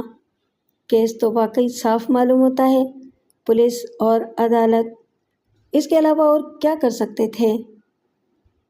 ہر وہ کیس جو دیکھنے میں ظاہری طور پر بالکل صاف نظر آتا ہے، دراصل اتنا صاف ہوتا نہیں۔ صالح عبد الکریم نے کہا، کسی شخص کو قتل کے جرم میں پھانسی پر لٹکا دینا کوئی معمولی بات نہیں ہے۔ آپ ایک انسان کو زندہ رہنے کے حق سے محروم کرتے ہیں اور اس کی جان لے لیتے ہیں، اس لیے یہ بہت ضروری ہے کہ آپ کو مکمل اطمینان ہونا چاہیے کہ آیا وہ شخص واقعی اس کا سزاوار ہے یا نہیں۔ میں اللہ ڈنوں سے مل چکی ہوں، اس سے بات کر چکی ہوں، اس کی زبان پر بس یہی رٹ لگی ہوئی ہے کہ وہ قتل اس نے کیا ہے، لیکن میں جانتی ہوں کہ وہ جھوٹ بول رہا ہے۔ کوئی مجبوری، کوئی خوف ایسا ہے جس نے اس کی زبان بند کر رکھی ہے، اور اب میں انشاءاللہ اس کی زبان کھلوا لوں گی۔ تو کیا آپ یہ کہنا چاہتی ہیں کہ غلام مرتضیٰ کو اس کے بیٹے؟ میں ابھی کچھ نہیں کہنا چاہتی، صالح عبد الکریم نے اس کی بات کاٹتے ہوئے کہا۔ اجلت میں کوئی حتمی رائے قائم کرنا درست نہیں ہوگا۔ بہرحال میں جلدی کسی نتیجے پر پہنچ جاؤں گی۔ میرا اصل کام تو اب شروع ہوگا۔ میں اس تعاون کے لیے آپ کا بہت بہت شکریہ ادا کرتی ہوں۔ اس کے چند روز بعد ہی صالحہ عبد الکریم ایک مرتبہ پھر جیل میں اللہ ڈنوں سے ملاقات کے لیے موجود تھی۔ وہ سیدھا سادہ سا غریب دیہاتی صالح عبد الکریم کو دیکھ کر گھبرا گیا اور اس نے اس وکیل عورت سے جان چھڑانے کی کوشش کی جو کسی بلا کی طرح اس کے پیچھے پڑ گئی تھی۔ لیکن آج صالح عبد الکریم ایسے ہتھیاروں سے لیس ہو کر اللہ ڈنوں کے پاس گئی تھی کہ اللہ ڈنوں ان ہتھیاروں کا مقابلہ کر ہی نہیں سکتا تھا۔ ہاں تو اللہ ڈنوں، صالح عبد الکریم نے مسکراتے ہوئے کہا، یہ بتاؤ کہ جب رئیس غلام مرتضیٰ کے بیٹے غلام ربانی نے اپنے باپ پر گولی چلائی تو اس وقت تمہاری بیوی سکھا کہاں تھی؟ کیا وہ قریبی کہیں موجود تھی؟ اللہ ڈنوں کے چہرے پر ہوائیاں اڑنے لگیں۔ اس نے پھٹی پھٹی آنکھوں سے صالح عبد الکریم کی طرف دیکھا اور پھر لرزتی ہوئی آواز میں بولا، یہ آپ سے کس نے کہا بی بی صاحب کہ چھوٹے رئیس نے اپنے باپ پر گولی چلائی تھی؟ تم نے تو کچھ نہیں بتایا لاڈینو، اور نہ تمہاری بیوی سکا نے کچھ بتایا، صالح عبدالکریم نے کہا۔ تم دونوں نے تو اپنی زبانوں پر تالے لگا رکھے ہیں اور تم جان بوجھ کر اپنے آپ کو پھانسی پر لٹکوانے کے شوقین ہو، لیکن میرا کام انصاف اور قانون کے تقاضوں کو پورا کرنا ہے۔ تم خود کو تو بچانا نہیں چاہتے، لیکن میں تم کو بچانا چاہتی ہوں۔ اسی لیے میں نے اتنے دن تک ہر طرح کی بھاگ دوڑ کرنے کے بعد بہت کچھ معلوم کر لیا ہے، اور اب بھی اگر تم میری بات کی تصدیق نہیں کرو گے اور سچ نہیں بولو گے تو پھر میں دوسرے طریقے اختیار کروں گی جن کی میرے پاس کمی نہیں ہے، لیکن میں اصل قاتل کو قانون کے حوالے کر کے رہوں گی۔ میں آپ کو کچھ نہیں بتا سکتا بی بی صاحب، الاڈینو نے بہت زیادہ خوفزدہ لہجے میں کہا۔ مجھے کچھ نہیں معلوم، سکا نے کچھ نہیں دیکھا، آپ مجھے معاف کرتے ہیں بی بی صاحب۔ وہ اچانک بچوں کی طرح پھوٹ پھوٹ کر رونے لگا۔ حوصلہ رکھو الاڈینو، صالح عبدالکریم نے اسے دلاسا دیتے ہوئے کہا۔ ایک مرد کو اس طرح آنسو بہاتے دیکھ کر صالح عبدالکریم کا دل بھر آیا تھا، اور اس شخص کی اور اس کے خاندان کی مجبوری، لاچاری اور بے بسی کے بارے میں سوچ کر وہ لرزنے لگی تھی۔ ظلم و بربریت کی انتہا تھی۔ ایک شخص ایک ایسے قتل کے الزام میں اپنے آپ کو اپنی مرضی سے موت کے حوالے کر رہا تھا جو اس نے سرے سے کیا ہی نہیں تھا۔ سنو الاڈینو، میں تمہیں یقین دلاتی ہوں کہ اگر تم سچ بولو گے تو تمہیں کوئی نقصان نہیں پہنچے گا۔ مجھے تو اب کیا نقصان پہنچے گا سائیں، الاڈینو نے اس کی بات کاٹتے ہوئے نیم مردہ لہجے میں کہا۔ میں تو پھانسی پر لٹک جاؤں گا اور میرا قصہ تو ختم ہو جائے گا، لیکن میری بیٹی اور بیوی کا کیا ہوگا؟ گل بی بی جوان ایک خوبصورت ہے، وہ لوگ اس کی ذمہ داری میں لیتی ہوں، صالح عبدالکریم نے کہا۔ وہ لوگ گل بی بی کا کچھ نہیں بگاڑ سکتے، گل بی بی محفوظ رہے گی، اس کی عزت بھی محفوظ رہے گی، اور تمہاری بیوی سکا بھی محفوظ رہے گی۔ تم ایک بار سچ تو بول کر دیکھو، اور پھر دیکھو کہ سچ میں کتنی بڑی طاقت ہے۔ میں تمہارے ساتھ ہوں، میں وعدہ کرتی ہوں کہ گل بی بی اور سکا کی حفاظت میں کروں گی۔ جو کچھ بھی تم کہو گے وہ اس وقت تک صرف اور صرف میرے سینے میں محفوظ رہے گا، جب تک کہ رئیس غلام مرتضیٰ خان کے اصلی قاتل گرفتار نہیں ہو جاتے۔ اللہ سائیں، مجھے معاف کریں، الاڈینو نے دونوں ہاتھ جوڑ کر آسمان کی طرف دیکھتے ہوئے کہا۔ ہے لال شہباز قلندر، تیرے نام کے صدقے میری بیوی اور بچی کی حفاظت کرنا۔ ہاں تو بی بی صاحب، صالح عبدالکریم اور الاڈینو جیل کے ایک کمرے میں بیٹھے ہوئے تھے جہاں وہ دونوں تنہا تھے۔ صالح عبدالکریم کا بڑا سا پرس بینچ پر رکھا ہوا تھا، اور الاڈینو کو یہ بات نہیں معلوم تھی کہ اس پرس کے اندر ایک چھوٹا سا ٹیپ ریکارڈر موجود ہے جس میں اس کی زبان سے نکلنے والا ہر لفظ ٹیپ ہوتا چلا جا رہا ہے۔ کافی دیر کے بعد جب صالح عبدالکریم وہاں سے اٹھی تو اس کا سر چکرا رہا تھا اور اسے ایسا لگ رہا تھا جیسے وہ گر پڑے گی۔ اگلے دن صالح عبدالکریم ایس پی نثار حسین کے دفتر میں بیٹھی ہوئی تھی۔ ایس پی نثار حسین ان پولیس افسران میں سے ایک تھے جو ایمانداری اور فرض شناسی کو اپنی پیشہ ورانہ زندگی کا جوہر سمجھتے ہیں اور کسی دباؤ یا لالچ کے بغیر اپنے فرائض منصبی ادا کرتے ہیں۔ اسی لیے صالحہ عبدالکریم اس پر پورا اعتماد کرتی تھی اور کسی بھی اہم معاملے میں بوقت ضرورت اس کو اپنے رازوں میں شریک کر لیتی تھی، اس یقین کے ساتھ کہ اس کے اعتماد کو مجروح نہیں کیا جائے گا۔ وہ ایس پی نثار حسین کو اس معاملے میں سب کچھ بتا چکی تھی، اور الاڈینو نے بالآخر اپنی باتوں کا اقرار کر لیا تھا جن کو وہ صالح عبدالکریم نے اس کے علم کے بغیر ٹیپ بھی کر لیا تھا۔ وہ ساری باتیں بھی وہ نثار حسین کو بتا چکی تھی، اور نثار حسین تصویر حیرت بنا ہوا یہ سب کو سنتا رہا تھا۔ آپ کو تو وکیل کے بجائے پولیس افسر اور سراغ رساں ہونا چاہیے تھا، اس نے گہری سنجیدگی کے ساتھ کہا۔ آپ تو اس معاملے کی اس طرح تفتیش کرتی ہیں کہ بڑے بڑے پولیس افسروں کو پیچھے چھوڑ جاتی ہیں۔ آپ جیسی ہستیاں واقعی ہمارے لیے مایا ناز ہیں۔ اس معاملے میں آپ نے ایک بے گناہ کو پھانسی کے پھندے سے اتار کر حق و انصاف اور انسانیت کی کتنی بڑی خدمت انجام دی ہے۔ میں نے ابھی اسے پھانسی کے پھندے سے اتارا نہیں ہے نثار صاحب، صالح عبد الکریم نے کہا۔ اس کے لیے تو ابھی بہت سے کٹھن مرحلوں سے گزرنا ہوگا۔ ابھی تو میں ہاتھ پیر مار رہی ہوں، جد و جہد کر رہی ہوں، اور اس جد و جہد میں مجھے آپ جیسے دیانتدار اور قابل اعتماد لوگوں کی ضرورت ہے۔ میں ہر خدمت کے لیے حاضر ہوں، نثار حسین نے مستعدی کے ساتھ جواب دیا۔ آپ بتائیں مجھے کیا کرنا ہے؟ میں ہائی کورٹ سے گرفتاری کے وارنٹ کے اجرا کا بندوبست کر چکی ہوں، صالح عبد الکریم نے کہا۔ یہ ناقابل ضمانت وارنٹ گرفتاری ہے اور اس کی مدد سے ضمانت قبل از گرفتاری بھی ممکن نہیں ہے۔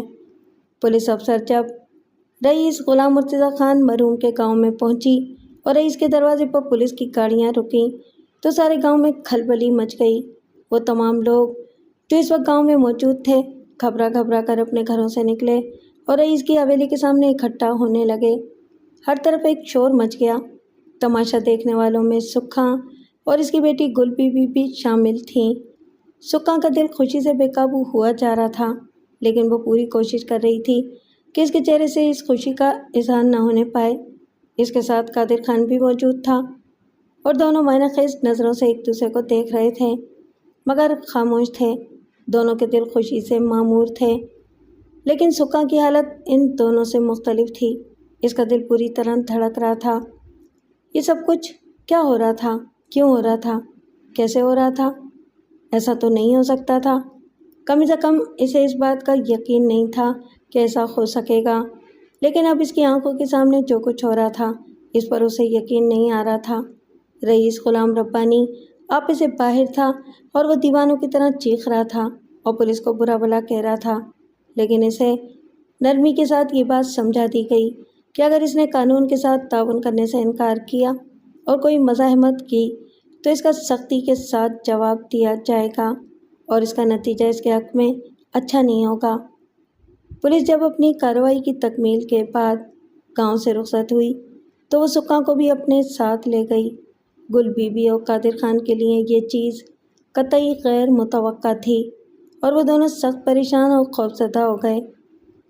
تم لوگوں کو فکر مند ہونے کی ضرورت نہیں، ایک پولیس افسر نے انہیں نرمی سے سمجھایا۔ مسمى سکھاں کوئی مجرم نہیں ہے اور نہ ہم نے اسے گرفتار کیا ہے، ہم تو صرف پوچھ گچھ کے لیے اسے اپنے ساتھ وہاں لے جا رہے ہیں۔ اس کا بیان قلم بند کرنے کے بعد اسے واپس آنے کی اجازت مل جائے گی۔ اگر کوئی آدمی اس کے ساتھ چلنا چاہے تو چل سکتا ہے۔ میں ماسی کے ساتھ جاؤں گا، قادر خان نے کہا۔ مجھے ساتھ لے چلیے۔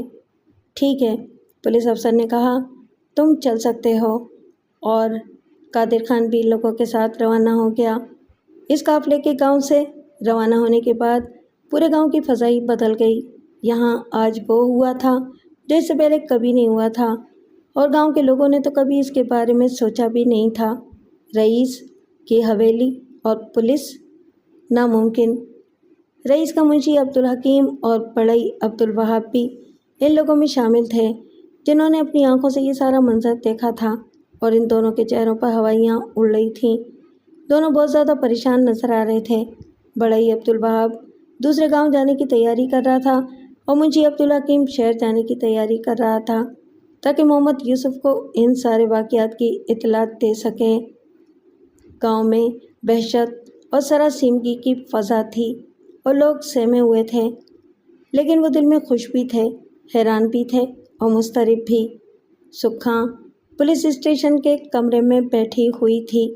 ان سب لوگوں کا رویہ اس کے ساتھ نرمی اور مہربانی کا تھا، اور اسی لیے سکھاں اب اتنی زیادہ خوفزدہ نہیں تھی جتنی کہ پہلے تھی، اور اس نے تھانے میں ایک بار پھر اسی عورت کو دیکھا جسے وہ آج سے کچھ دن پہلے اس روز دیکھ چکی تھی جبکہ اس کے شوہر کو سزائے موت کا فیصلہ سنایا گیا تھا۔ یہ عورت اس دن بھی بہت کچھ معلوم کرنے کی کوشش کر رہی تھی اور آج یہ تھانے میں موجود تھی۔ سکھاں کو اسے دیکھ کر تعجب ہوا۔ इस औरत ने तो कहा था कि वो वकील है, मगर वो तो पुलिस वालों के साथ मौजूद थी। देखो सुक्का, साले अब्दुल करीम ने इसे नरमी और मुलायमत के साथ कहा, हम लोग जो कुछ कर रहे हैं तुम्हारी और तुम्हारे ख़ानदान की भलाई के लिए कर रहे हैं, लेकिन इसके लिए ज़रूरी है कि तुम हमारा साथ दो। हम जो कुछ तुमसे पूछें वो साफ और सच सच बता दो। क्या तुम इसके लिए तैयार हो? सुक्का परेशान होकर रोने लगी। वो अपने आप को सख्त बेबसी के आलम में महसूस कर रही थी और इसकी समझ में नहीं आ रहा था कि वो क्या करे। इसे अपने और अपने ख़ानदान के लिए हर तरफ तबाही तबाही नजर आ रही थी। अच्छा देखो, मेरी बात सुनो, सालेहा अब्दुल करीम ने कहा, तुम अपने शोहर की आवाज़ तो अच्छी तरह पहचानती हो ना? क्यों नहीं बीबी जी, सुक्का ने कहा, भला मैं अपने घर वाले की आवाज़ को किस तरह भूल सकती हूँ? अच्छा तो फिर सुनो, सालेहा अब्दुल करीम ने कहा और अपनी और अलादीनों की गुफ्तगू का टेप चालू कर दिया। सुक्का सुनती जा रही थी और हैरत के आलम में आंखें फाड़े देख रही थी। वो कभी सालेहा अब्दुल करीम को देखती और कभी इस पुलिस अफसर को जो उसके साथ बैठा हुआ था। वह हैरत और बेयकीनी के आलम में वो सब कुछ सुन रही थी जो इसके शौहर की ज़बान से अदा हो रहा था। सालेहा अब्दुल करीम ने टेप को पूरा चलने दिया, यहाँ तक कि अलादीनों का बयान ख़त्म हो गया। सुक्का मुंह खोले आंखें फाड़े हैरान और परेशान बैठी हुई थी। सुन लिया तुमने? सालेहा अब्दुल करीम ने इससे कहा। ये सब कुछ अलादीनों ने कहा। अब तुम बताओ कि तुम क्या कहती हो? अलादीनों ने जो कुछ कहा है वो सच कहा है बेगम साहिबा, सुक्का ने मरी हुई आवाज़ में कहा। हम गरीब लोग हैं बेगम साहिबा, रईस ही हमारा मालिक है, हम इसके साए में ज़िंदा रहते हैं। अगर इसका हुक्म ना माने तो फिर क्या करें? तो फिर हम ज़िंदा भी नहीं रह सकते हैं बेगम साहिबा, हमारी ज़िंदगियाँ तो रईस के हाथ में हैं। लेकिन तुम्हें अच्छी तरह मालूम है कि अब ऐसा नहीं है, सालेहा अब्दुल करीम ने इससे कहा, लिहाजा बेखौफ होकर अपना बयान दो। तुम्हें किसी से डरने की ज़रूरत नहीं है, तुम्हारा शौहर पहले ही सब कुछ बता चुका है, अब तुम भी सब कुछ बता दो। तुम्हारी और तुम्हारे ख़ानदान की भलाई इसी में है। ठीक है बेगम साहिबा, सुक्का ने कहा। इसकी आवाज़ खौफ से लरज़ रही थी, लेकिन सालेहा अब्दुल करीम के अलावा वहाँ मौजूद पुलिस अफसर ने भी इसे तसल्ली दी और सुक्का ने अपना बयान शुरू किया। वो ठहर ठहर कर और संभल संभल कर बोल रही थी और बीच बीच में सालेहा अब्दुल करीम इससे सवालात करके इसके बयान को ज़्यादा जामे और भरपूर बनाती जा रही थी। आखिर सुक्का का बयान ख़त्म हो गया।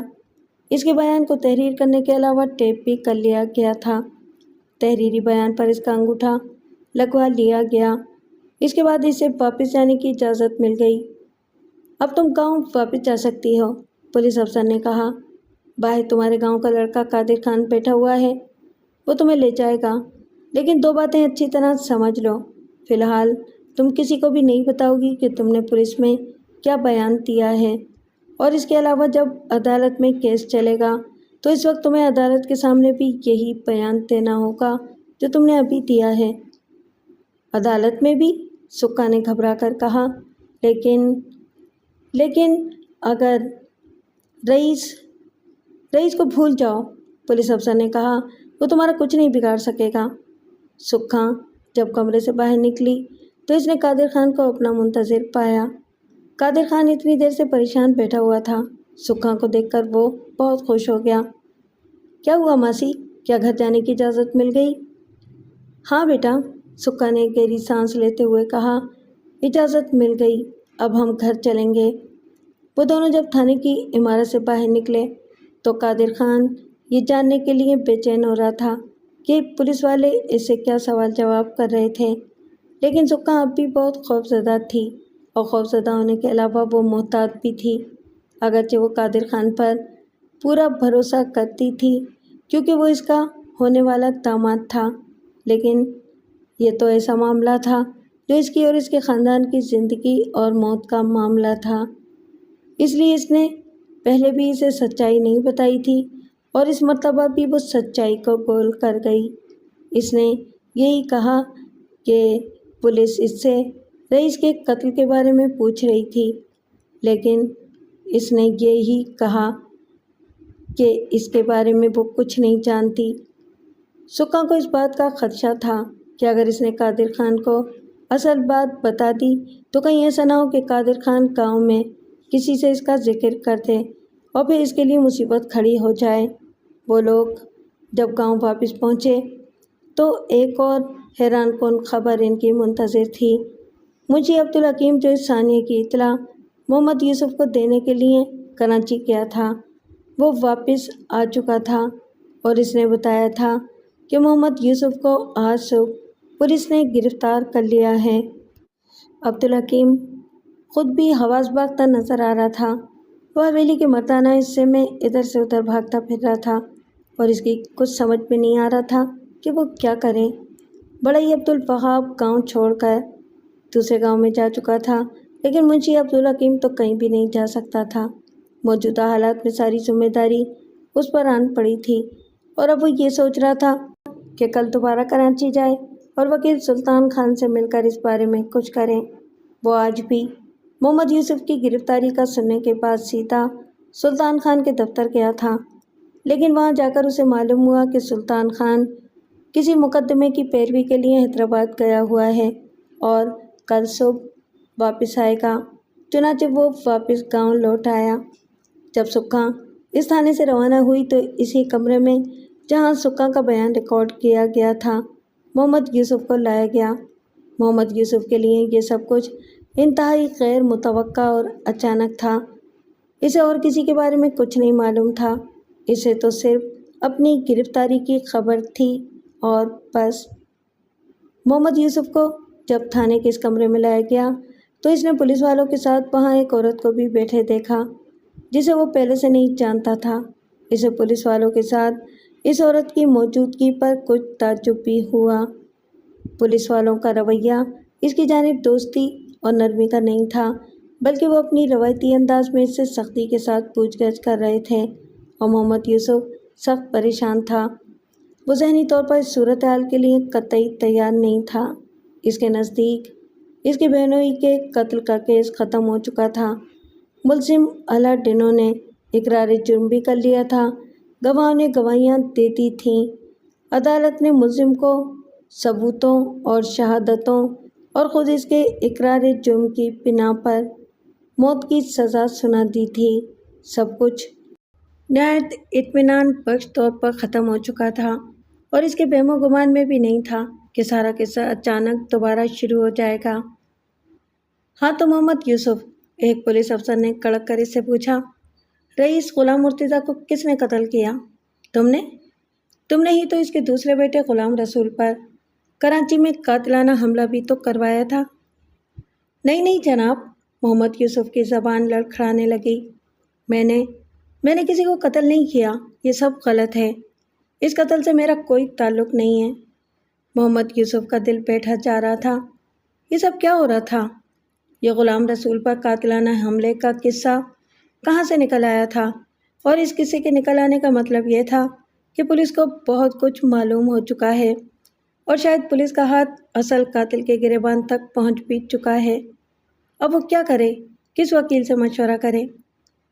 ٹھیک ہے، پولیس افسر نے کہا، اگر تم نے رئیس غلام مرتضیٰ کو قتل نہیں کیا تو اس کے اصل قاتل کا نام بتا دو، کیونکہ اس موقع پر تم بھی موجود تھے اور یہ قتل تمہاری آنکھوں کے سامنے ہوا ہے۔ وہ اعلیٰ ڈینوں جناب، اس کو تو سزا بھی ہو چکی ہے، محمد یوسف نے سنبھل کر کہا۔ وہ اقبالی مجرم ہے، لیکن اس اقبالی مجرم نے اب اپنا بیان بدل دیا ہے، پولیس افسر نے سختی کے ساتھ کہا، اور تمہاری خیریت بھی اسی میں ہے کہ سب کچھ صاف صاف بتا دو، اور یہ مت بھولو کہ پولیس تقریباً سب کچھ معلوم کر چکی ہے۔ مسٹر محمد یوسف، صالح عبدالکریم نے اسے کڑی نظروں سے گھورتے ہوئے کہا، تمہارے پاس ایک لفظ بھی جھوٹ بولنے کی گنجائش نہیں ہے۔ یہ غلام رسول پر قاتلانہ حملے کا کیس نہیں ہے جس میں تم صاف بچ نکلے تھے، یہ تو قتل کا کیس ہے۔ میں دیکھتی ہوں کہ تم لوگ کیسے قانون کی آنکھوں میں دھول جھونک سکتے ہو۔ محمد یوسف لرز کر رہ گیا، تاہم اس نے یہ کہہ کر اپنے دل کو تسلی دی کہ پولیس کے آگے دیے گئے بیان کی کوئی عدالتی حیثیت نہیں ہوتی، اصل بیان تو وہ ہوتا ہے جو عدالت میں دیا جائے۔ اس سے اس کے اندر کچھ مضبوطی پیدا ہوئی۔ ویسے بھی اسے امید تھی کہ اس کے بیٹوں نے فوری طور پر ضمانت وغیرہ کے لیے بھاگ دوڑ شروع کر دی ہوگی۔ مجھے اس بارے میں صرف یہ معلوم ہے کہ میرے بہنوئی پر الڈینو نے گولی چلائی تھی اور وہ ہلاک ہو گیا تھا، محمد یوسف نے کہا۔ اس کے علاوہ میں کچھ اور نہیں جانتا۔ اگر تم نہیں جانتے ہو تو میں تمہیں بتاتی ہوں، صالح عبد الکریم نے کہا، اور اس کے ساتھ ہی اس نے الڈینو کے بیان کا ٹیپ چالو کر دیا۔ الڈینو کی گفتگو جیسے جیسے آگے بڑھتی گئی ویسے ویسے محمد یوسف کا حوصلہ پست ہوتا گیا۔ اس کی آنکھوں کے آگے اندھیرا چھاتا جا رہا تھا۔ الڈینو کا بیان ختم ہوا تو پولیس افسر نے دوسرا ٹیپ چالو کر دیا۔ یہ سکھا کا بیان تھا۔ محمد یوسف کی حالت دیگر گوں ہوتی جا رہی تھی۔ الڈینو اور سکھا، ان دونوں کو سچ بولنے کا یہ حوصلہ کس نے عطا کیا تھا؟ آخر ان میں اتنی ہمت کس طرح پیدا ہوئی کہ انہوں نے سب کچھ اگل دیا؟ اب کیا ہوگا؟ ان دونوں کے ان بیانوں سے تو سب کچھ تباہ ہو کر رہ جائے گا۔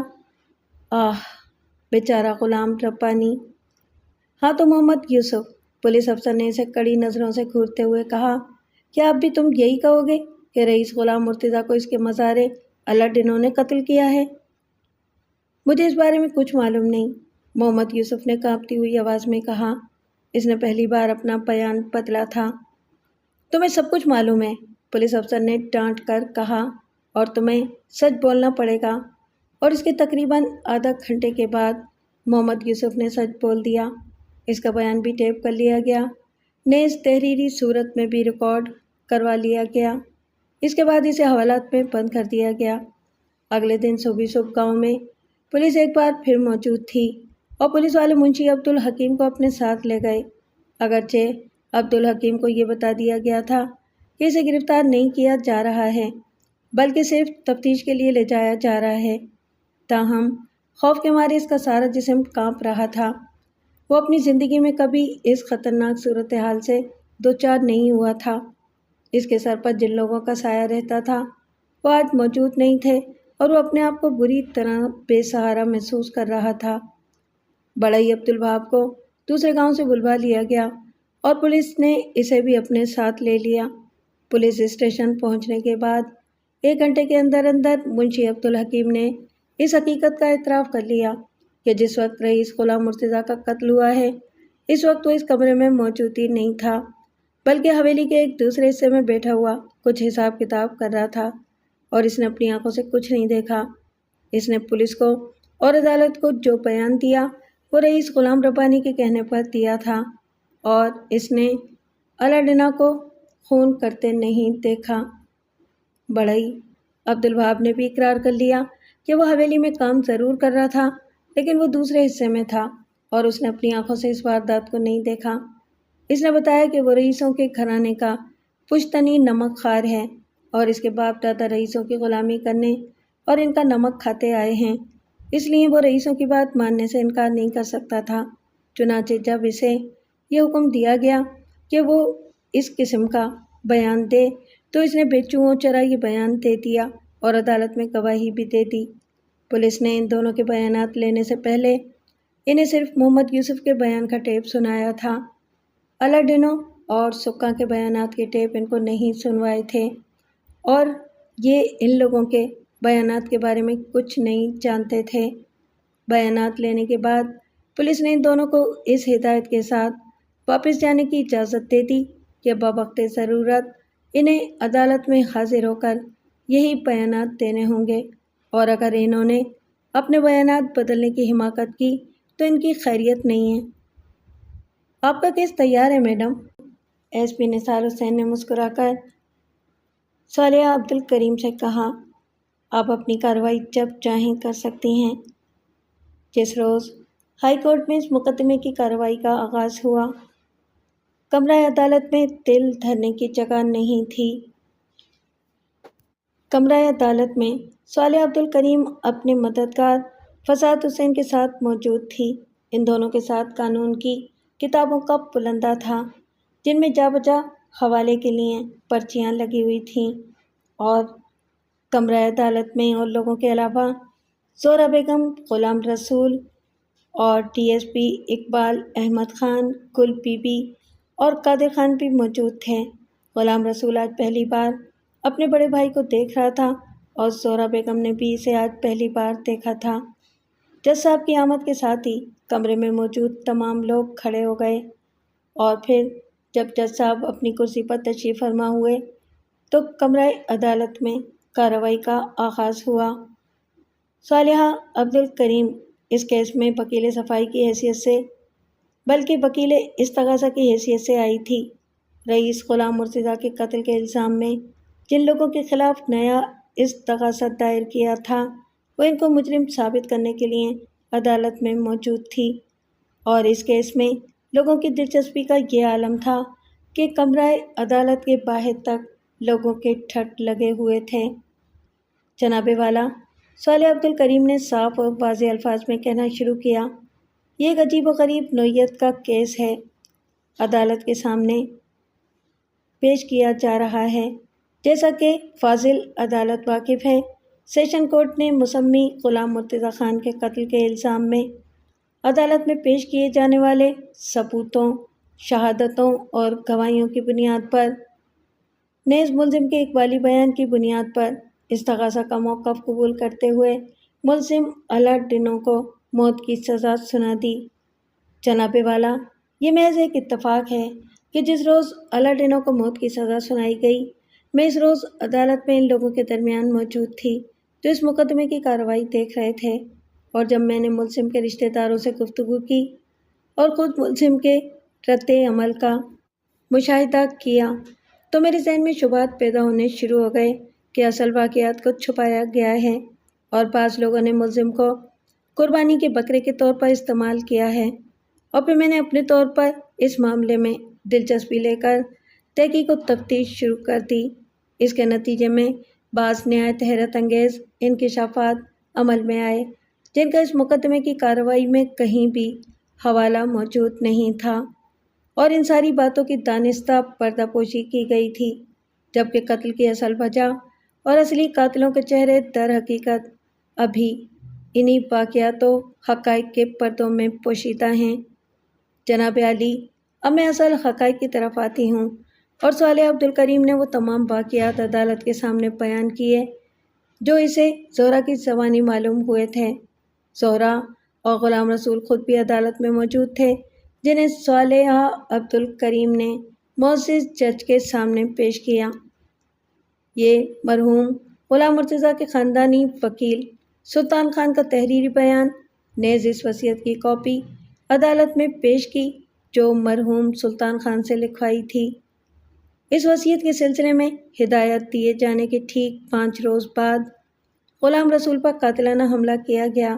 صالح عبدالکریم نے عدالت کے سامنے FIR کی کاپی، پولیس کی تفتیشی رپورٹ اور میڈیکل رپورٹ کی کاپیاں پیش کیں، اور مرحوم غلام مرتضیٰ خان کا سالہ اور صابرہ بیگم کا بھائی محمد یوسف اسی روز مرحوم غلام مرتضیٰ اور غلام رسول سے ملا تھا اور مقتول نے اسے وصیت کے بارے میں بتا دیا تھا۔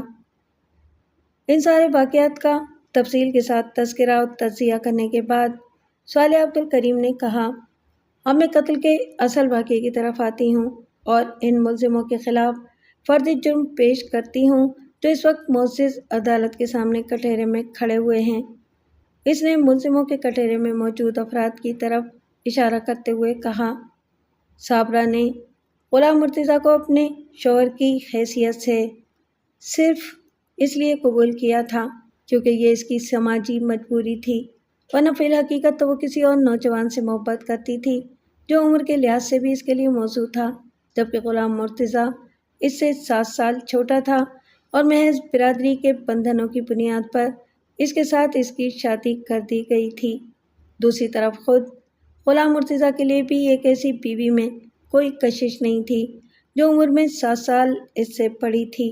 نتیجتاً ان دونوں کے تعلقات میں سرد مہری کو روز اول سے ہی دخل رہا اور وہ دونوں ایک دوسرے سے کبھی محبت نہ کر سکے۔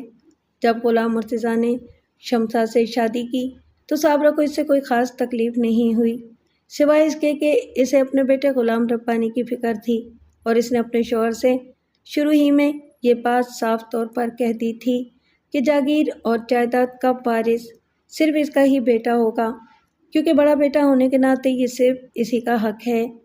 غلام مرتضیٰ نے اس کی بات کا کوئی جواب نہیں دیا تھا، لیکن جب غلام رسول کا بیٹا بڑا ہو گیا اور اس نے انٹر کا امتحان بھی پاس کر لیا، تو اس وقت غلام رسول نے اپنی وصیت کے بارے میں فیصلہ کیا اور اپنے وکیل سلطان خان سے رجوع کر کے اسے وصیت کے بارے میں ہدایات کر دی۔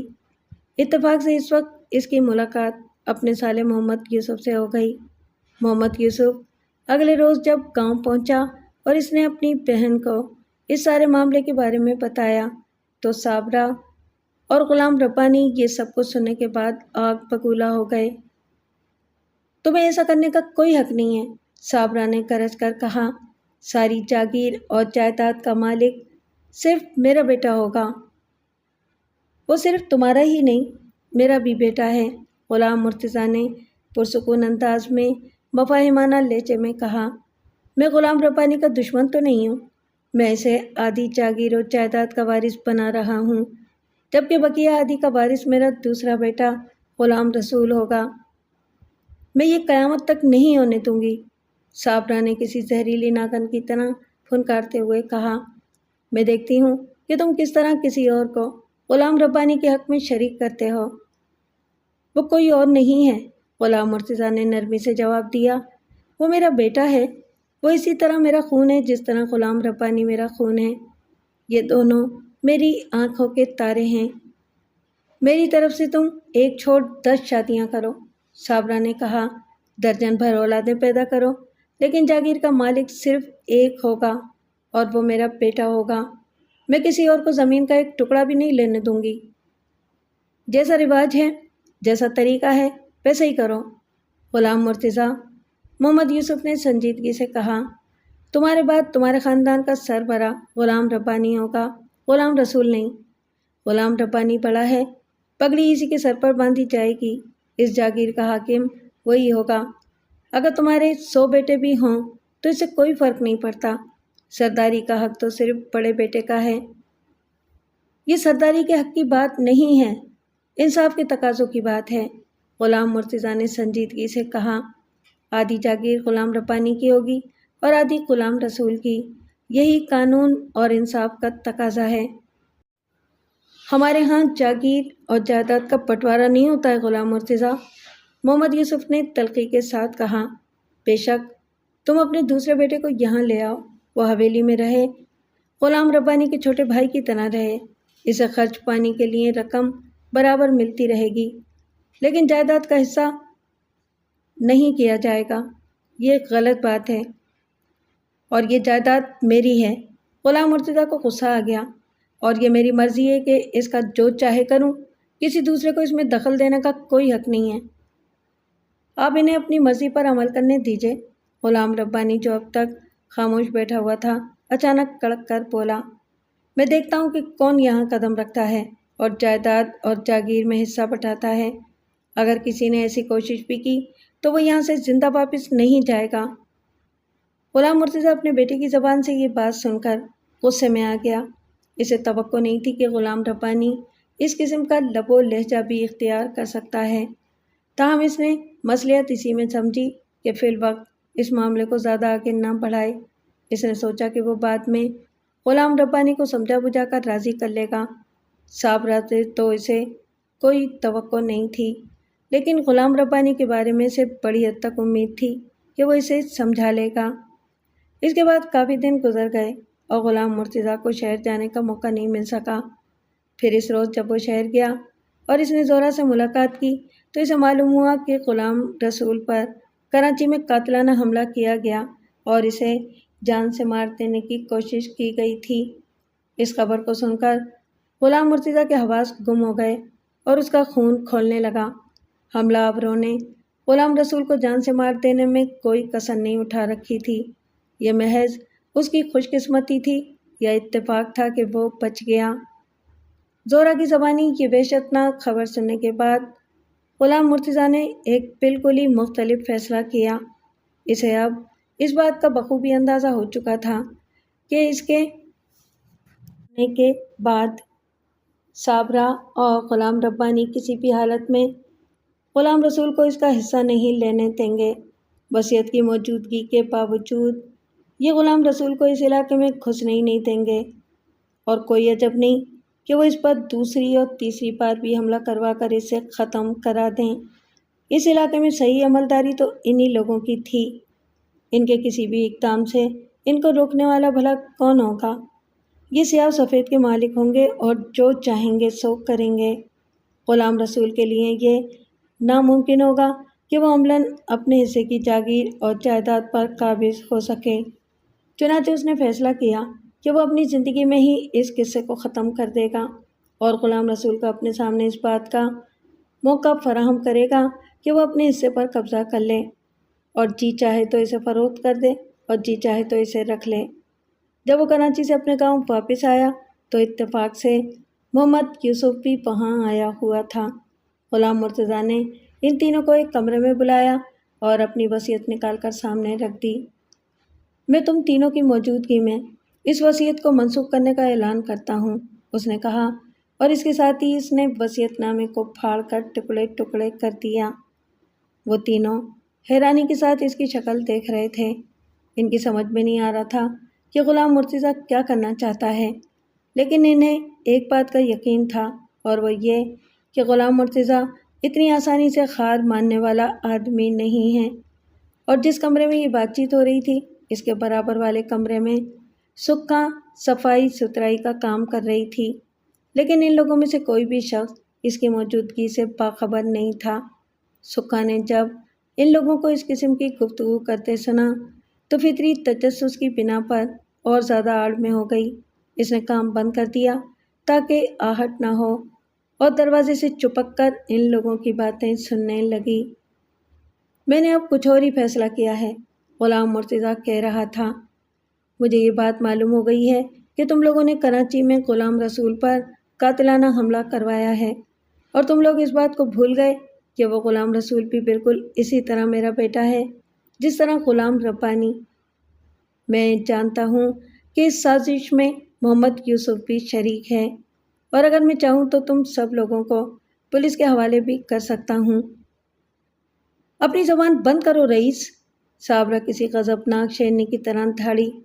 میرے بھائی کا نام مت لو، تم کون ہوتے ہو میرے بھائی کو پولیس کے حوالے کرنے والے؟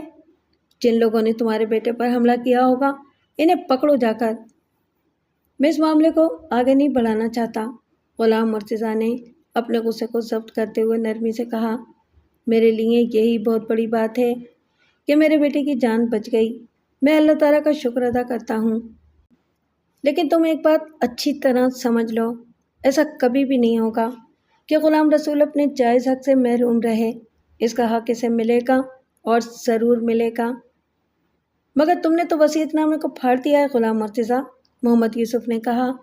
وہ بات تو ختم ہو گئی، اب تم کون سی نئی بات نکالنا چاہتے ہو؟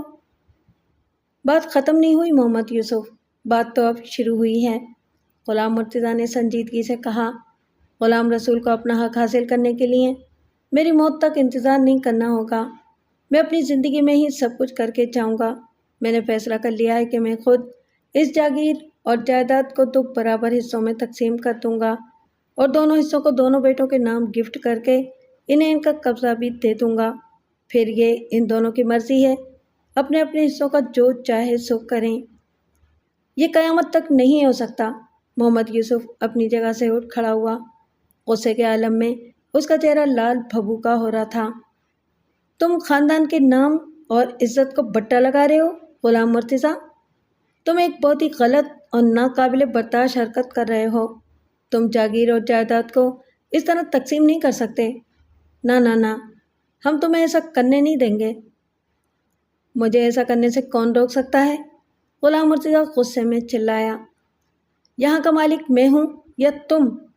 کون ہوتے ہو تم میرے معاملے میں دخل دینے والے؟ وہ دخل دے گا اور ضرور دے گا، کیونکہ وہ میرا بھائی ہے۔ صابرہ دھاڑی، وہ غلام ربانی کا ماموں ہے، ہم لوگ تم کو یہ منمانی نہیں کرنے دیں گے۔ اور اس کے ساتھ ہی صابرہ غصے میں پیر پٹکتی ہوئی کمرے سے باہر نکل گئی۔ دروازے کے پیچھے چھپی ہوئی سکھان سب کچھ دیکھ رہی تھی اور سن رہی تھی۔ اور اس بات کی منتظر تھی کہ یہ جھگڑا ختم ہو تو وہ جا کر اللہ ڈنو کو یہ حیران کر دینے والی خبر سنائے کہ رئیس نے کوئی اور شادی بھی کر رکھی ہے اور اس کا کوئی اور بیٹا بھی ہے جس کا نام غلام رسول ہے۔ یہ بات تو سارے گاؤں میں کسی کو نہیں معلوم تھی، سب کے لیے بہت اچنبھے کی بات ہوگی۔ صابرہ کے چلے جانے پر غلام مرتضیٰ نے اطمینان کا سانس لیا اور وہ غلام ربانی کو سمجھانے لگا کہ غلام رسول اس کا چھوٹا بھائی ہے، اگر دونوں کی مائیں الگ الگ ہیں تو کیا ہوا، ہیں تو دونوں ایک ہی باپ کی اولاد، اور غلام ربانی کو اپنے چھوٹے بھائی کا خیال رکھنا چاہیے اور اسے محبت کرنی چاہیے۔ میں نے اس سے کب انکار کیا ہے؟ غلام ربانی نے اکڑ کر کہا۔ وہ یہاں آ کر رہے، ہمارے خاندان کے طور طریقوں کے مطابق رہے، میں اسے ضرور اپنا چھوٹا بھائی سمجھوں گا، لیکن ساری جائیداد اور جاگیر پر میرا ہی قبضہ ہوگا اور میرا ہی اختیار ہوگا۔ اس کو کیا کرنا ہے، کھائے پیے اور عیش کرے، میں یہ کب چاہتا ہوں کہ وہ زمین کھودے یا ہل چلائے، اس کے لیے ہمارے پاس آدمی بہت ہیں، اگر اسے یہاں رہنا ہے تو میرا چھوٹا بھائی بن کر رہنا ہے۔ چھوٹا بن کر؟ دست نگر بن کر نہیں، غلام مرتضیٰ نے کہا۔ چھوٹا ہونے میں اور دست نگر ہونے میں فرق ہوتا ہے۔ کچھ بھی ہو، غلام ربانی نے فیصلہ کن لہجے میں کہا، میں آپ کو یہ نہیں کرنے دوں گا، ایسا کرنے کے لیے آپ کو میری لاش کے اوپر سے گزرنا ہوگا۔ ٹھیک ہے، غلام مرتضیٰ غیظ و غضب کے عالم میں دھاڑا، اگر مجھے تمہاری لاش کے اوپر سے گزر کر ایسا کرنا پڑا تو مجھے یہ بھی منظور ہے، لیکن میں غلام رسول کو اپنی آدھی جائیداد گفٹ کرنے کا فیصلہ کر چکا ہوں۔ ہوش کی دوا کرو غلام مرتضیٰ، محمد یوسف نے کہا۔ یہ تم کیا بکواس کر رہے ہو؟ غلام ربانی تمہارا اپنا بیٹا ہے، تم اس کی لاش پر سے گزرنے کی بات کر رہے ہو، تمہیں شرم نہیں آتی؟ اگر غلام ربانی میرا بیٹا ہے تو غلام رسول بھی تو میرا بیٹا ہے، غلام مرتضیٰ نے کہا۔ میں دونوں میں سے کسی کو بھی اس سے محروم نہیں کر سکتا، چاہے اس کے لیے مجھے کچھ بھی کیوں نہ کرنا پڑے، یہ میرا آخری فیصلہ ہے۔ آخری فیصلہ تم نہیں، ہم کریں گے، رئیس غلام مرتضیٰ۔ کمرے کے دروازے سے صابرہ کی آواز دوبارہ بلند ہوئی۔ وہ دوبارہ کمرے کے اندر داخل ہوئی، لیکن اس وقت وہ بدلی ہوئی حالت میں تھی۔ اس کے ہاتھ میں ایک ریوالور تھا اور آنکھوں سے چنگاریاں نکل رہی تھیں۔ اس کا وجود جیسے ایک شعلہ جوالا بنا ہوا تھا۔ یہ لو ریوالور محمد یوسف، اس نے گرج کر کہا، اور اس کی ساری گولیاں اس کے سینے میں اتار دو۔ یہ میرا اور میرے بیٹے کا دشمن ہے، یہ زندہ ہی نہیں رہے گا تو میرے بیٹے کو اس کے حق سے محروم کیسے کرے گا؟ کیا تم پاگل ہو گئی ہو؟ غلام مرتضیٰ اپنی جگہ سے کھڑا ہو گیا۔ یہ کیا بیہودہ حرکت ہے؟ یہ بیہودہ حرکت نہیں ہے ابو، غلام ربانی نے اسے کھا جانے والی نظروں سے گھورتے ہوئے کہا۔ امی ٹھیک کہہ رہی ہیں، آج آخری فیصلہ ہو کر رہے گا۔ آپ کو ہم لوگوں کے سامنے اس بات کا اقرار کرنا ہوگا کہ جائیداد کا وارث میں اور صرف میں ہوں گا۔ ہاں، فیصلہ کر لیجئے کہ آپ کو زندہ رہنا ہے یا نہیں۔ غلام مرتضیٰ کا دماغ گھوم رہا تھا۔ اسے توقع نہیں تھی کہ معاملہ اس حد تک بڑھ جائے گا کہ یہ لوگ اس کے خون کے پیاسے ہو جائیں گے۔ اس کے اپنے، اس کا سگا بیٹا اس کو قتل کر دینے کی دھمکی دے گا، اور اس وقت اس کا دل نفرت اور غصے کے لاوے سے بھر گیا۔ اس کا جی چاہا کہ وہ ان سب لوگوں کو گولی مار دے، صابرہ کو، محمد یوسف کو اور خود غلام ربانی کو بھی۔ یہ سب اس کے دشمن تھے، انہیں اس سے نہیں، اس جاگیر اور جائیداد سے محبت تھی جس کا وہ مالک تھا۔ میں تم سب لوگوں کو گولی مار دوں گا، اس نے خوفناک غراہٹ کے ساتھ کہا۔ کسی کو بھی زندہ نہیں چھوڑوں گا، اور اس کے ساتھ ہی اس نے اپنی جگہ سے اٹھنے کی کوشش کی، لیکن اسی وقت محمد یوسف نے آگے بڑھ کر اسے پیچھے سے پکڑ لیا اور صابرہ نے تابڑتوڑ 3 فائر کر دیے۔ تینوں گولیاں غلام مرتضیٰ کے سینے میں لگیں اور وہ زمین پر گر کر تڑپنے لگا، اور محمد یوسف نے اسے اس وقت چھوڑا جب تینوں گولیاں اس کے سینے کے پار ہو گئیں۔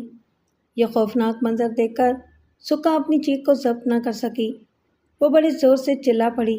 اس کی چیخ سن کر وہ تینوں اس کی طرف متوجہ ہو گئے، اور صابرہ نے بھاگ کر اس کمرے کا دروازہ کھولا جہاں سکھا موجود تھی، جو سر سے پاؤں تک بری طرح کانپ رہی تھی۔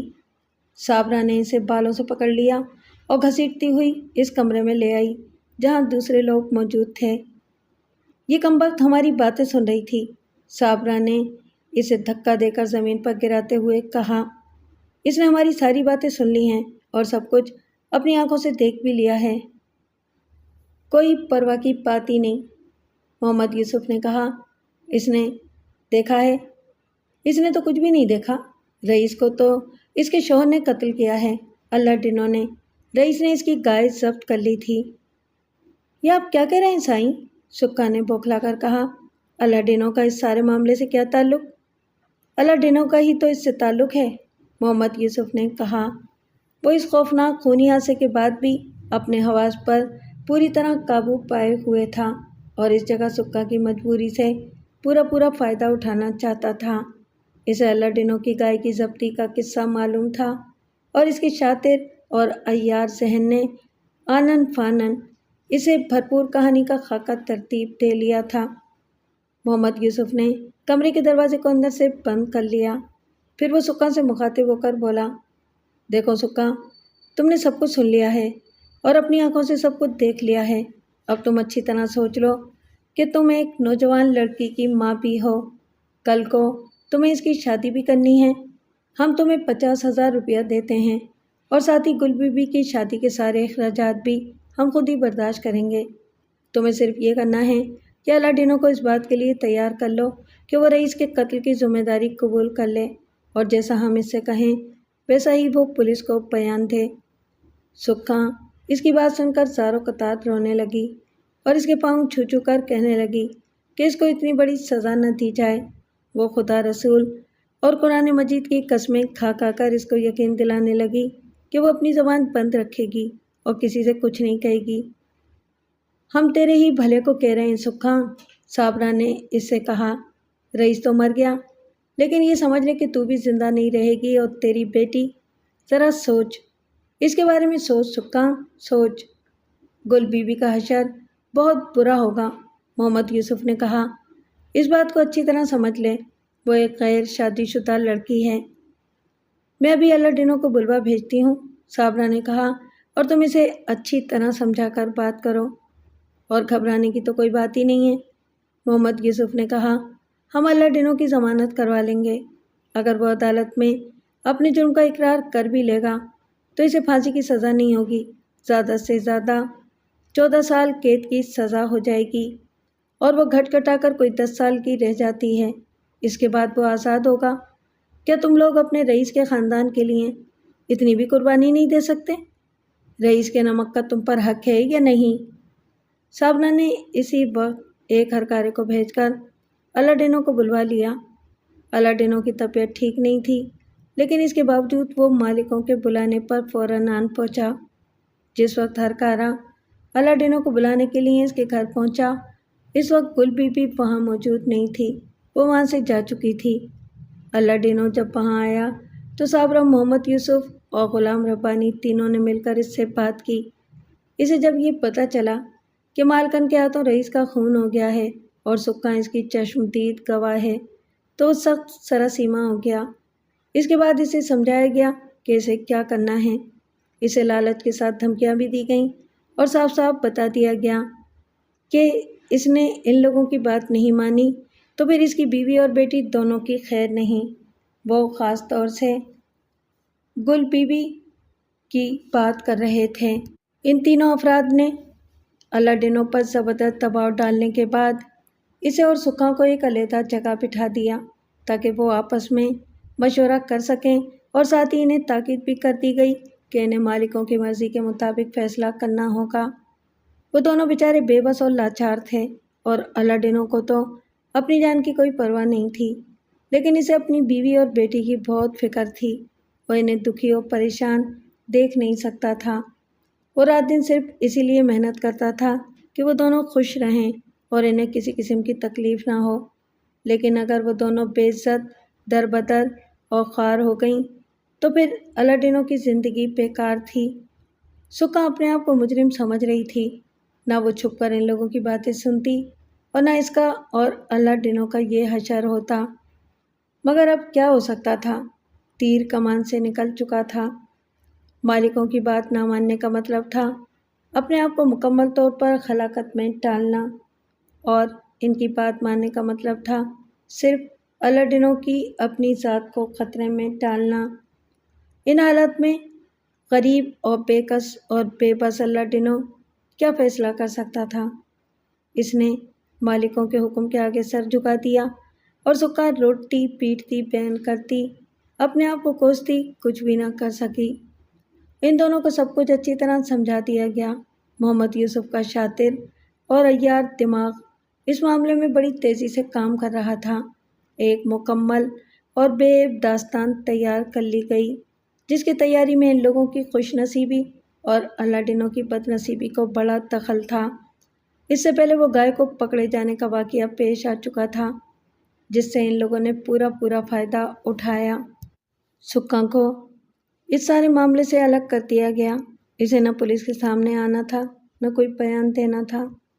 منشی عبدالحکیم حویلی کے اس حصے سے بلایا گیا جہاں وہ بیٹھا ہوا کام کر رہا تھا، اور اسے اس سارے واقعے کی کوئی خبر نہیں تھی۔ اسے جب رئیس غلام مرتضیٰ کے قتل کی اطلاع ملی تو وہ سخت پریشان اور سراسیمہ ہو گیا، لیکن وہ اس خاندان کا قدیمی نمک خوار تھا۔ اسے جب یہ ساری بات بتائی گئی تو اس کی سمجھ میں سب کچھ آ گیا، اور پھر اس سے جو کچھ کہا گیا وہ اسے کرنے کے لیے فوراً راضی ہو گیا۔ بلکہ الاڈینو کو مزید سمجھانے بجھانے میں اور پوری طرح رام کرنے میں اس نے بھی حصہ لیا۔ الاڈینو بیچارہ تو پہلے ہی ادمرا ہو رہا تھا۔ بڑائی عبدالوہاب حویلی کے اندر کام کر رہا تھا۔ وہ بھی رئیس کا خاص آدمی تھا اور کئی ہزار روپے کا مقروض بھی تھا۔ اسے بلا کر اس کے قرضے کی معافی کا مژدہ سنایا گیا اور اسے بھی قتل کے چشمدید گواہوں میں شامل کر لیا گیا۔ ایک خوب اچھی طرح سوچی سمجھی کہانی تیار کر کے تمام متعلقہ لوگوں کو اچھی طرح رٹا دی گئی۔ سکھا اور الاڈینو کو گھر واپس بھیج دیا گیا اور انہیں خوب تاکید کر دی گئی کہ ہدایات سے انحراف نہ کریں، ورنہ سکھا اور اس کی بیٹی گل بی بی کا دنیا میں کہیں بھی ٹھکانہ نہ ہوگا۔ انہیں یقین دلایا گیا کہ ان کو 50,000 روپے کی رقم بھی دی جائے گی۔ رئیس غلام مرتضیٰ خان کی لاش کو اوطاق میں ڈال دیا گیا اور اس کے بعد پولیس کو اطلاع کر دی گئی۔ جس کمرے میں فی الحقیقت قتل ہوا تھا، اس کمرے کے فرش وغیرہ کو پوری طرح صاف کر کے واردات کے تمام نشانات مٹا دیے گئے، اور پھر پولیس کو بتایا گیا کہ الاڈینو ارتکاب جرم کے بعد حویلی سے بھاگ گیا ہے۔ الاڈینو کو اس کے گھر سے گرفتار کر لیا اور اس نے اعتراف جرم بھی کر لیا۔ چھوٹے رئیس اور محمد یوسف کی جانب سے پولیس کو بھاری رقم دی گئی کہ وہ ملزم کو کسی بھی طرح ہاتھ سے جانے نہ دے۔ صالحہ عبدالکریم کا یہ طویل بیان متعدد پیشیوں پر پھیلا ہوا تھا۔ مقدمے کی کارروائی کافی دن تک جاری رہی۔ اس دوران صالحہ عبدالکریم نے استغاثہ کی جانب سے بہت سے گواہ پیش کیے، جن میں اہم ترین گواہ سکھا تھی، جو اس قتل کی عینی شاہد تھی اور جس نے اس واردات کو اپنی آنکھوں سے دیکھا تھا۔ منشی عبدالحکیم اور بڑائی عبدالوہاب نے اس بات کا اقرار کیا کہ انہوں نے اپنی آنکھوں سے کچھ نہیں دیکھا تھا اور ان کے سابقہ بیانات کا حقائق سے کوئی تعلق نہیں تھا۔ غلام ربانی وہ پہلا ملزم تھا جس نے عدالت کے سامنے سب کچھ اگل دیا۔ میں اپنے دل کا بوجھ ہلکا کرنا چاہتا ہوں، اس نے کہا۔ میں، میری ماں، میرے ماموں، ہم سب جاگیر اور دولت کے لالچ کے چکر میں اندھے ہو گئے تھے، اور ہم نے اس شخص کا خون کر ڈالا جس نے ہمیں تحفظ فراہم کیا تھا۔ سکھا نے جو بیان دیا ہے وہ بالکل درست ہے، میں اس کی تائید کرتا ہوں۔ غلام ربانی کے اعتراف جرم کے بعد صابرہ نے بھی اپنے جرم کا اعتراف کر لیا۔ گرفتاری کے بعد سے ہی اس کی حالت غیر تھی اور وہ ذہنی طور پر بہت زیادہ منتشر رہتی تھی۔ جناب والا، یہ ہیں وہ لوگ جو رئیس غلام مرتضیٰ کے اصل قاتل ہیں۔